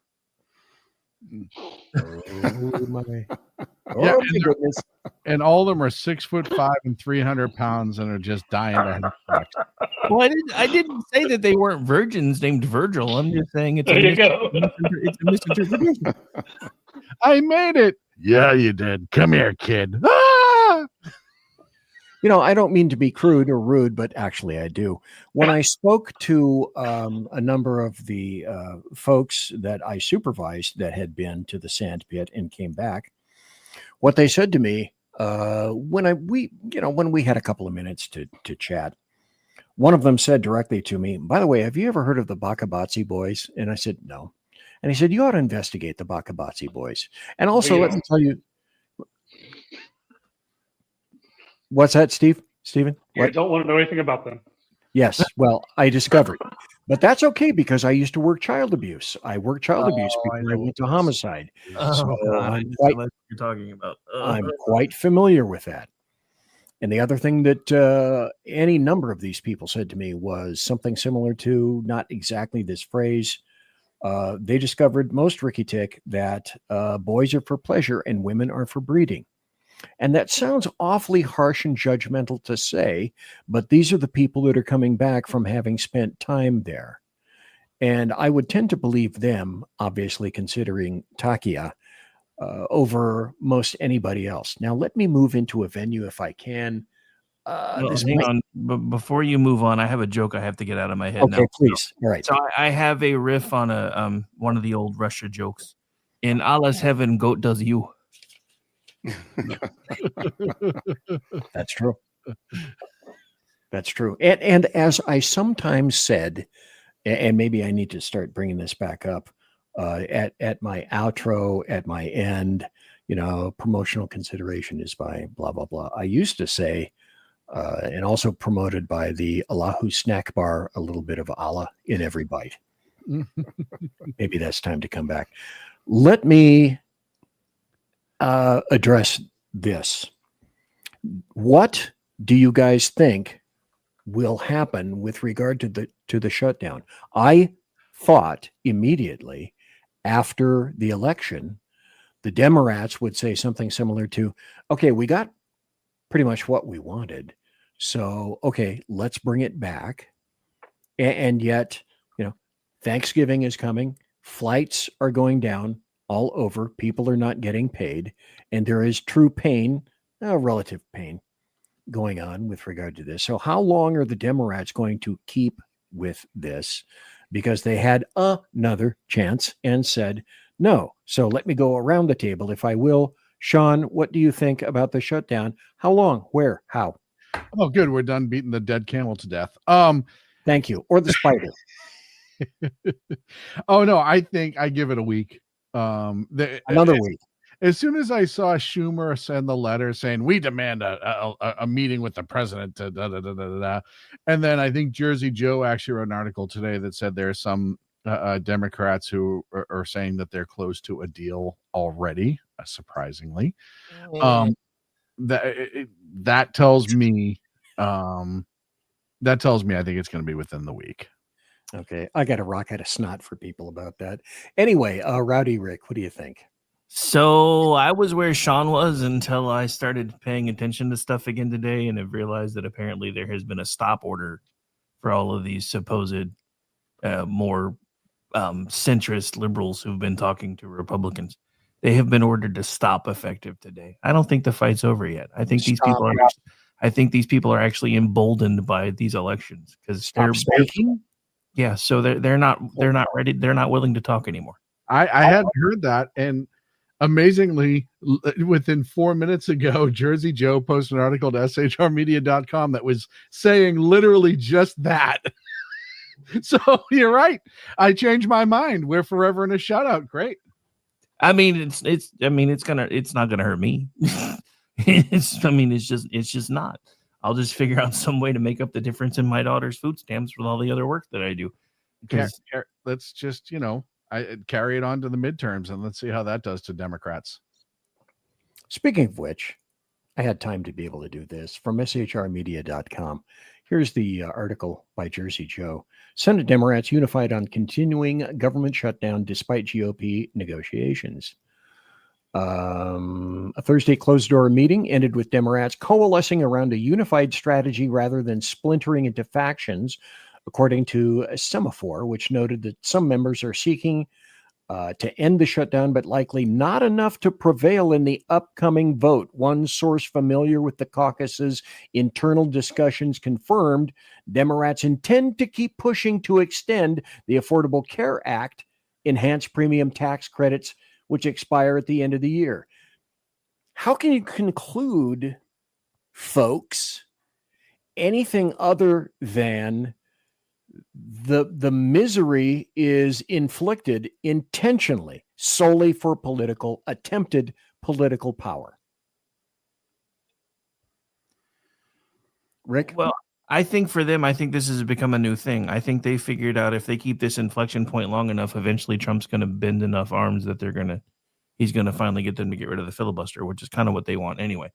I'm gonna tell them to be careful what you ask for, because if we get rid of the filibuster, y'all ain't never getting back in office. Oh boy, I want to go there so much. Oh, I'm just look at the foam dripping down my damn beard right here, right now. Oh my God. However, Earl, what do you think about the shutdown and your opinion of does it continue? What does it do? How and why? Well, I was with Sean until we just got that breaking news. I actually thought maybe a little longer than a week, but I thought that it was going to be winding down. But if they've been ordered to stop negotiating, well then I don't know. I mean, we could be looking at a lot of pain, a lot of leverage for the Democrats. With everything that's happening and all the things that are starting to gradually shut down as a result of this, if the filibuster does get nuked and they and the Republicans are able to end it that way, if that's what ends up happening, that is going to be a massive miscalculation on the Democrats' part. Mm-hmm. Massive, because it will be a long time before they end up getting back in the power to take advantage of that filibuster that they want, that they're thinking they're going to play the Republicans to get rid of. A massive miscalculation. Stephen L. Hall, your thoughts on that? Well, to me, it looks like the Democrats are looking for something to save face. Some type of cave in on one issue or another. They can say, we won. We got what we want. Unfortunately, I don't see anything there that anybody's willing to compromise on. And it could be shooting themselves in the foot. If, and this is a big if, Trump had the testicular fortitude to do what he had talked about before, of the filibuster going on long enough to have permanent layoffs throughout the bureaucracy. And you could finally break the stranglehold of the bureaucrats. I don't think Trump will do that. I think as soon as they can find some type of compromise of spending more money, and the Republicans are known for caving at the least little bit of trouble, I'm still thinking it's going to be about a week. Okay. All right. Can I just remind everybody too that this is not even the big, beautiful bill that we're in a shutdown over. We could very well, even if they open the government tomorrow, when the extension runs out, let's say early January, because that's probably what it would run to right now, we could be having the same conversation right back here again. Very well could be. This is just the CR, which is why I think it's a massive miscalculations for Democrats, right? Because the next shutdown, if it's a month away, it's going to be on them for doing it, and it's going to be for the same reasons. And I think that the people are going to be sick and tired of it. Look, your air travel is being affected as of today. Oh, right. Perfect timing. Thanksgiving. You think you're going to fly on Thanksgiving? Watch how pissed off people Probably. get. But I mean, so this is my thing though, because everybody gets mad at me when I start talking about nuking the filibuster. Everybody needs to understand the filibuster used to be. Hang on. Just 1 second. Just 1 second. Sure. Rick, I have to make an intro on this because as I am going to quantify it, I have saved the milk and the ice cream and the cake for last. And this is it, the filibuster, because I knew Rowdy Rick right over here would have something to say about the filibuster. And I'm sorry to interrupt you, but this is the part I've been waiting for just about all night. Go, Rick, go. So back to the filibuster. This was something that used to be used very rarely and only in specific circumstances, like when they were trying to decide whether they were going to go to war. Somebody, if they didn't want the vote to happen, would have to go basically call for point of order, go stand in the well of the Senate, and talk until they couldn't talk anymore unless they got somebody to get 60 votes to make them sit down and shut up. That's all the filibuster used to be. It didn't used to be this, all we can just say we're not going to vote on it. No, there has to be somebody stopping things from happening. So if they would just go back and make the filibuster rules great again, we wouldn't have to get rid of it because then nobody would be able to do it because ain't nobody going to be able to stand up there and talk for more than 16, 17 hours. This shit would have been over months ago. Robert Byrd did. Well, yeah, but he was old school. These people need bathroom breaks every 15 minutes. That's why they're tagging people in. I mean, I think the only other long one I've ever seen in recent history was when I think it was Spartacus did it? Well, that wasn't really a filibuster. That was just a speech. Oh, yeah, he was just off his press. Ted Cruz, I think, did one. I think Ted was green the eggs last and one. ham. Whoever it was that read green eggs and ham. Yeah, that was Ted Cruz. Because what doesn't assuage but Dr. Seuss? My only issue with nuking the filibuster is, and I agree with Jersey Joey said this in chat, and is we thought we were having back to back with Trump, and we didn't. And I just want to make everybody cognizant of the fact that should Republicans do what everybody on this panel has said tonight, and that is snatch victory from the jaws of defeat, or vice versa, and we're back in that situation again, there's no defense. Well, the problem, and normally I would agree with you, but let's be completely honest. If everything that the Democrats are saying they're trying to stop with this filibuster was actually going to happen, they would have just gotten out of the way and let the train run off the trestles and crash over the bridge, and then just waiting for everybody to run back to them in midterms. If we got rid of the filibuster and actually did everything we said we were going to do, these people wouldn't see light of day for at least a decade. Yeah, but can you count on the Republicans to do that, though? Right. I could count on them for nuking the filibuster and then fucking up elections. Because you're putting a lot of faith in people that we very well said on this show tonight fuck up elections left and right. And we've talked about all the different elections they have fucked up. Well, everything comes around. You're talking about the difference. You're talking about the difference between the RNC and Congress, though. That's not the same thing. The RNC is fucking retarded. Right. I understand that. But if the RNC can't put Congress bodies into Congress. Rick, if you talk to some of those congressmen, I don't know that you'd have that much of a distinction. My point is can you trust them to get the bodies in Congress? Well, gentlemen, all I'm going to say about this is right now it looks like the Democrats are very well happy with leaving the government shut down until 2055. Great. So it's time to either shit or get off the pot. That's great because I think it hurts them long term. I really do. I don't. When Because you're going to have people starting to starve.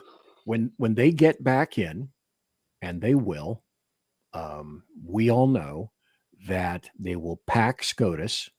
It'll be, I don't know, 15. That's what I'm saying. Either we do it or they do it. That's where we are.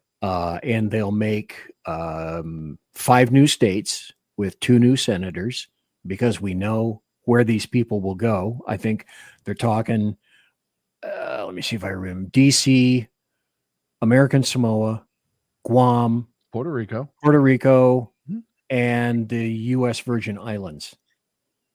And another one was a consortium of that and another one like Northern Mariana Islands or something like that. But essentially, that's 5 new states and 10 new senators. 10 new senators. Yep. Because you can pretty much rest assured they're not going to be going Republican on that side. I am still of 2 minds now. That the question is, let's say that everyone here concurs and says, yeah, screw it. Filibuster, just kill it. I mean, and like I said, it's not even that we have to nuke it. We just need to start making them use the proper rules again. And then it wouldn't work. I'm fine with that part. If they actually went back to the rules that were in effect and not these new rules, I'd be totally okay with that. In reality, could they get the votes? Would the Republicans rally? Who knows? They can't get 60 to pass a budget. Yeah, but that's it. They can't get 60 to pass a clean CR. But here's the thing, and this is my point to everybody.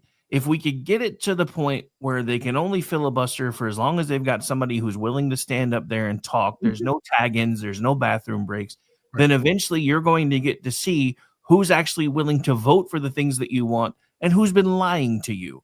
Which I'm means totally fine with that. eventually you can fix things. So this is the way that we fix this. Is bring the filibuster rules back in line with what they were originally.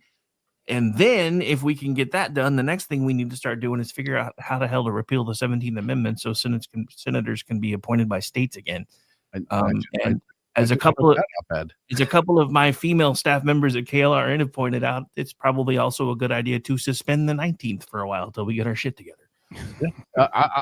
I wrote that article for SHR about repealing the 17th just a week ago, and I agree wholeheartedly. And I agree. If you return to the original filibuster rules and you make it so once the diaper is full, you got to fish or cut bait, so to speak, you got to make a decision, then I'm fine with that. I have no problem changing it back, but I just think that it's foolhardy as we've sat here and watched the Republicans fuck up free lunches for decades.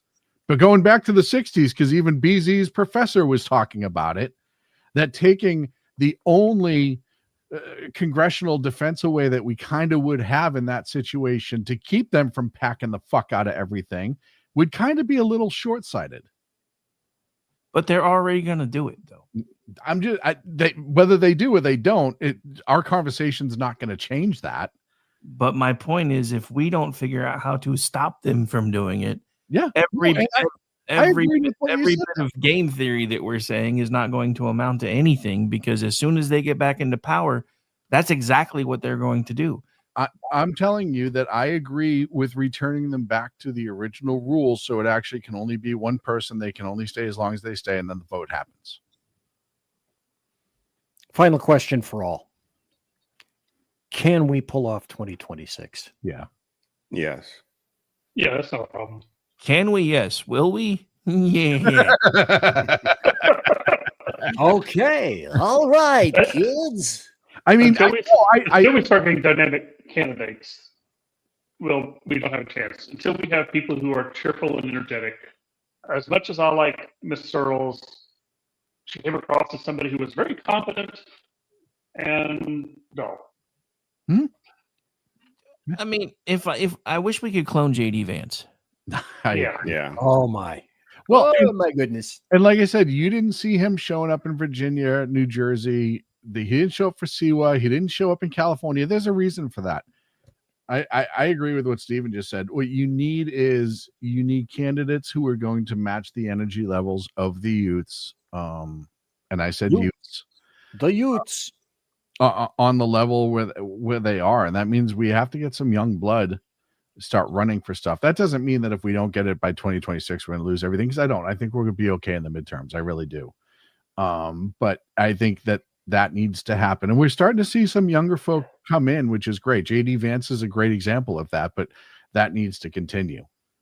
Dude, the one thing that I love about JD Vance, sorry, I don't mean to step on anybody, but just real quick, is the fact that every time the Democrats think that they've gotten him by coming up with some new meme, he just love it. Oh, he just embraces it. The Halloween video where he came out with the long hair meme was just the funniest fucking thing. I mean, that was amazing. Yes. Oh, it's awesome. I love the man. I'll tell you, and I've said it on this show, I've said it on my show, I wasn't a believer of JD Vance when Trump first picked him. He won my heart over entirely. Yeah, I was kind of the same way. I was like, I don't even know who this dude is. And then like the first time I saw him on a Sunday show and he was just going straight for the throat, I'm like, oh my God, I love this man. Yeah. I'll take him. I had actually been familiar with him because I used to watch, and you can come at me all you want, but I used to watch Tucker. And I remember watching JD Vance when he had his book coming out. And so I watched him evolve from the anti-Trump guy that he was up until he turned everything around and ran for Senate and everything like that. So when he picked them, I was enthusiastic about it. I thought it was a good pick. And he turned out to be everything that we wanted and more. Yeah. And he was one of the few politicians you've ever seen in this lifetime say, when he talks about how he originally viewed Trump, I was wrong. Well, and I think politicians say those words. I think that was amazing in so many ways, because one, it shows you that Trump is not the person the media portrays him as, because he was able to And I want to say this too, because this is the difference between Trump getting to pick the vice president and the party picking the vice president. Mm-hmm. Oh, yeah. Bingo. Entirely. Because the party picked the first one. Ugh. Yeah, we saw how that worked out. As soon Well, as I'm I saw afraid- that, dude, the first thing I thought of was Cotton Hill from King of the Hill. I swear to God. Every time I saw his face, all I heard was Cotton Hill's voice. That's what happens when you allow the GOP to throw their 2 pence in. I see what you did there. I see what he did there. I win. Do you, though? John for the Do win. you really? We all kind of lost, but that's neither here nor there.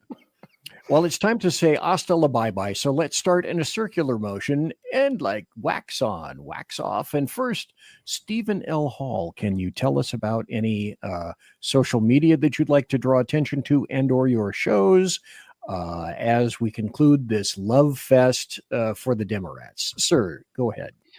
Well, I can be found on Twitter at Stephen L. Hall, and I'm on KLRN Radio every other week, Wednesdays from 7 to 8 on Inquiry, where you get to actually hear me talk more.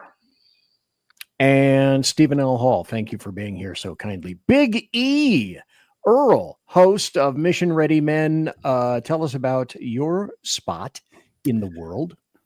Well, you can find me on all the socials at Mission Ready Men, Facebook, Instagram, Twitter, and all the rest of them. And my show is the Mission Ready Men Briefing, which you can hear on and see on Tuesdays and Thursdays at 11 a.m. Central. And I'm just looking forward to see what this next election season brings. How many more ulcers? Yeah, be glorious. Earl, thank you for being here tonight. And My I have to pleasure. be- I'm shocked and amazed that it's 10 p.m. Pacific, and you are still present. You must be just about dying. So thank you. I am going right to bed. Because of that, thank you ever so kindly. Earl Biggie pleasure. Jackson, Have a good thank one. you. Yeah, big Thank man. you, sir. And Rowdy Rick, tell us where you can be found. And I'm timing you, and I know it's going to be about 3 to 5 minutes. So go. You can find me on X at RowdyRick73. You can find everything we do at KLRN Radio at KLRN Radio on X, Rumble, YouTube, Facebook. You can also find us at KLRNradio.com. You can find me usually every Tuesday through Friday, 10 a.m. Eastern time with the Rick Robinson Show. Tuesday night on Manorama, 10 p.m. Eastern. Wednesday night, full boat of programming. I'm either in front of the mic, behind the mic for the entire night. Thursday night, usually Jen and Rick, 10 p.m. Eastern. Friday night, he said, she said, 8:30 p.m. Eastern. Saturday night, every other Saturday night, Juxtaposition, 10 p.m. Eastern. Sunday night, Kingdom and Country, 10 p.m. Eastern. Monday night, America Off the Rails, 10 p.m. Eastern. I also produce a Loftus Party podcast, which drops on Tuesdays, and I contribute to Twitchy.com, MisfitsPolitics.com, and the LoftusParty.com. And I beat your timer, bitch. Nice. Righty Rick, thank you for being here tonight, sir. Appreciate it. And Sean Lewis of Edge of Liberty. Go ahead, please, sir. You can find my OnlyFans at Edge of Liberty at onlyfans.com. Obviously, that's where everyone knows me from the most. No, you can find me at Edge of Liberty every Monday and Wednesday night. Of course. SHR Media, 8 p.m. Pacific, 11 on the East Coast. You can also find my articles, shrmedia.com as well. And I am now writing for the loftusparty.com. And you can see my articles over there. They brought me in to cover straight news. So that tells you how funny I must be. Wow. Okay. Cool. Nice. So yeah, that's where you Cool. can find me. And then the number 2 Against Tyranny on X and all the other socials. Wunderbar. Yes, sir. Blackhead Sean, thank you for being here tonight. Thanks, BZ. All right. Go ahead. No, you were going to say something else. I know you I were. was actually, no, what I was going to say is, all joking aside, it was nice to not 100% agree with the 5 people in the room and still be able to have a mature, intelligent, and funny conversation because we didn't agree 100% on everything. And I think that's something that is lost in our society. And I thank all of the gentlemen that were on for tonight for just being adults and having a good time with it and realizing that we can have our disagreements. We can air them out in public. That does not mean that we have to hate each other just because we don't agree. So thank you to the gentleman. Thank you for you. Thank you, sir. And that's also because we're not juveniles. You can look at me and say, good God, that ancient fuck. He's no juvenile. My God, it's not like this guy gets to get carded for his vodka, for God's sake. One thing I would like to mention, if I could, you need to go to the SHR Media. Obviously, you need to go to KLRN, but you also need to go to my show, which is Tuesday and Thursday nights. Mission Ready Men, Big Earl, Big E Jackson, Tuesday and Thursday mornings, 9 a.m. Pacific and noon Eastern. And on Monday and Wednesday, it's Sean, the gentleman you just heard, Edge of Liberty, Monday and Wednesday, my same times, 8 p.m. Pacific, 11 p.m. Eastern. And of course, the Reaver of Common Sense, Jersey Joe, Monday and Friday at 9 p.m. Eastern and 6 p.m. Pacific. So if you put this all together, what do you have? You have SHR has a show for you every day of the week, Monday through Friday. And we is here and we is aiming to please. And thanks to everyone. I'm looking up here at the top and you can't, oops, wrong way. You can't see these numbers that are up here, but there are 250 people watching live right now. So to each and every one of you, I say thank you very, very much. And I conclude with this. We were talking about 2026. And I hope that the one thing that you got out of this is that as opposed to Tuesday's BZ, woe is me, and I asked tonight, was it a GOP apocalypse? Was it really? And I think the answer that we predominantly gave was no, not necessarily. But I should care to throw in a caveat because I think it was Earl who said, we need to fight. This is a fight. I think Rick said it. I think Sean said it. Everybody said it. We're in a fight. We're in a big fight. And the thing that I believe we have to realize that as conservatives is all the things that we tend to think of as cogent and logical and factual in terms of arguments, it turns out to be that for which the other side mostly couldn't care less. All they have are emotions, and it's like attempting to argue with your Mark I Model 1 potted ficus. The only thing they know or respect, not too terribly dissimilar from Islam, is brute force and numbers. And no matter how assuaged we as conservatives may be that no one can win behind those platforms, I think we've seen an example, a rather large example, as strangely niche as it may be, that, well, yeah, they can win behind these platforms and these insanity and that insanity. To which I say now and forever until the day that I cack, the only thing they need are the superior numbers on voting day.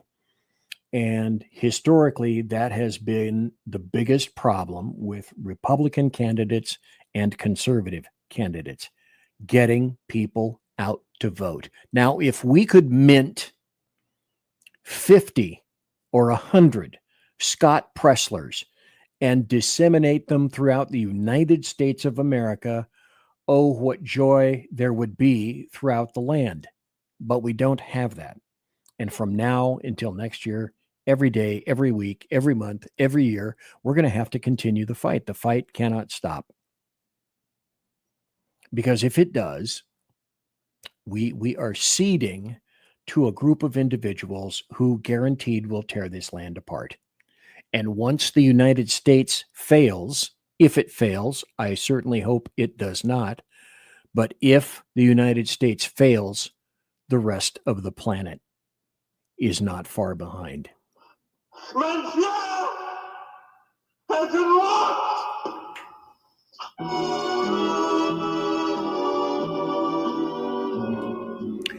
And so, ladies and gentlemen, boys and girls, children of all ages, thanks for listening to BZ's Berserk Bobcat Saloon radio show live and direct tonight on the SHR Media Network, also on KLRN. 255 people listening live right now, even though I'm wrapping this stuff up. And as per normal, I tell you that promotional consideration is by the Lockheed Martin Skunk Works, also by Shure and Electro Voice microphones, and the Arrakis Corporation, the people that make my board until I decide whether or not I'm going to go for a Rode Procaster, but I'm not sure yet. Also, my thanks to Pratt & Whitney Dependable Engines, which happen to produce thrust that you can trust. And as per normal, tiaras are by My Little Pony. And so it goes. Thanks to my personal KC-135 Kettle One refueling team, with whom I shall be concerning in less than 10 minutes. Thanks to Sackhead Sean. Thanks to Rowdy Rick. Thanks to Stephen L. Halls. Thanks to Earl, Big E Jackson, everyone from SHR and KLRN. I bid thee adieu. See you Tuesday night. Everyone, please, pretty please, have a great weekend. And so, God bless. Take care. Be safe. Everybody quiet down now and get some sleep. Good night, everybody. Good night, Mama. Good night, Ben. Good night, everyone. Good night, Mama. Good night, Daddy. Good night, children. Good night, Daddy. Good night, Elizabeth. Good night, John Boy. Good night, Jim Bob. Good night, Jim Bob. Good night, Jim Bob. What's going on? I was asleep. What's everybody doing? Good night, Good night, Jim Bob.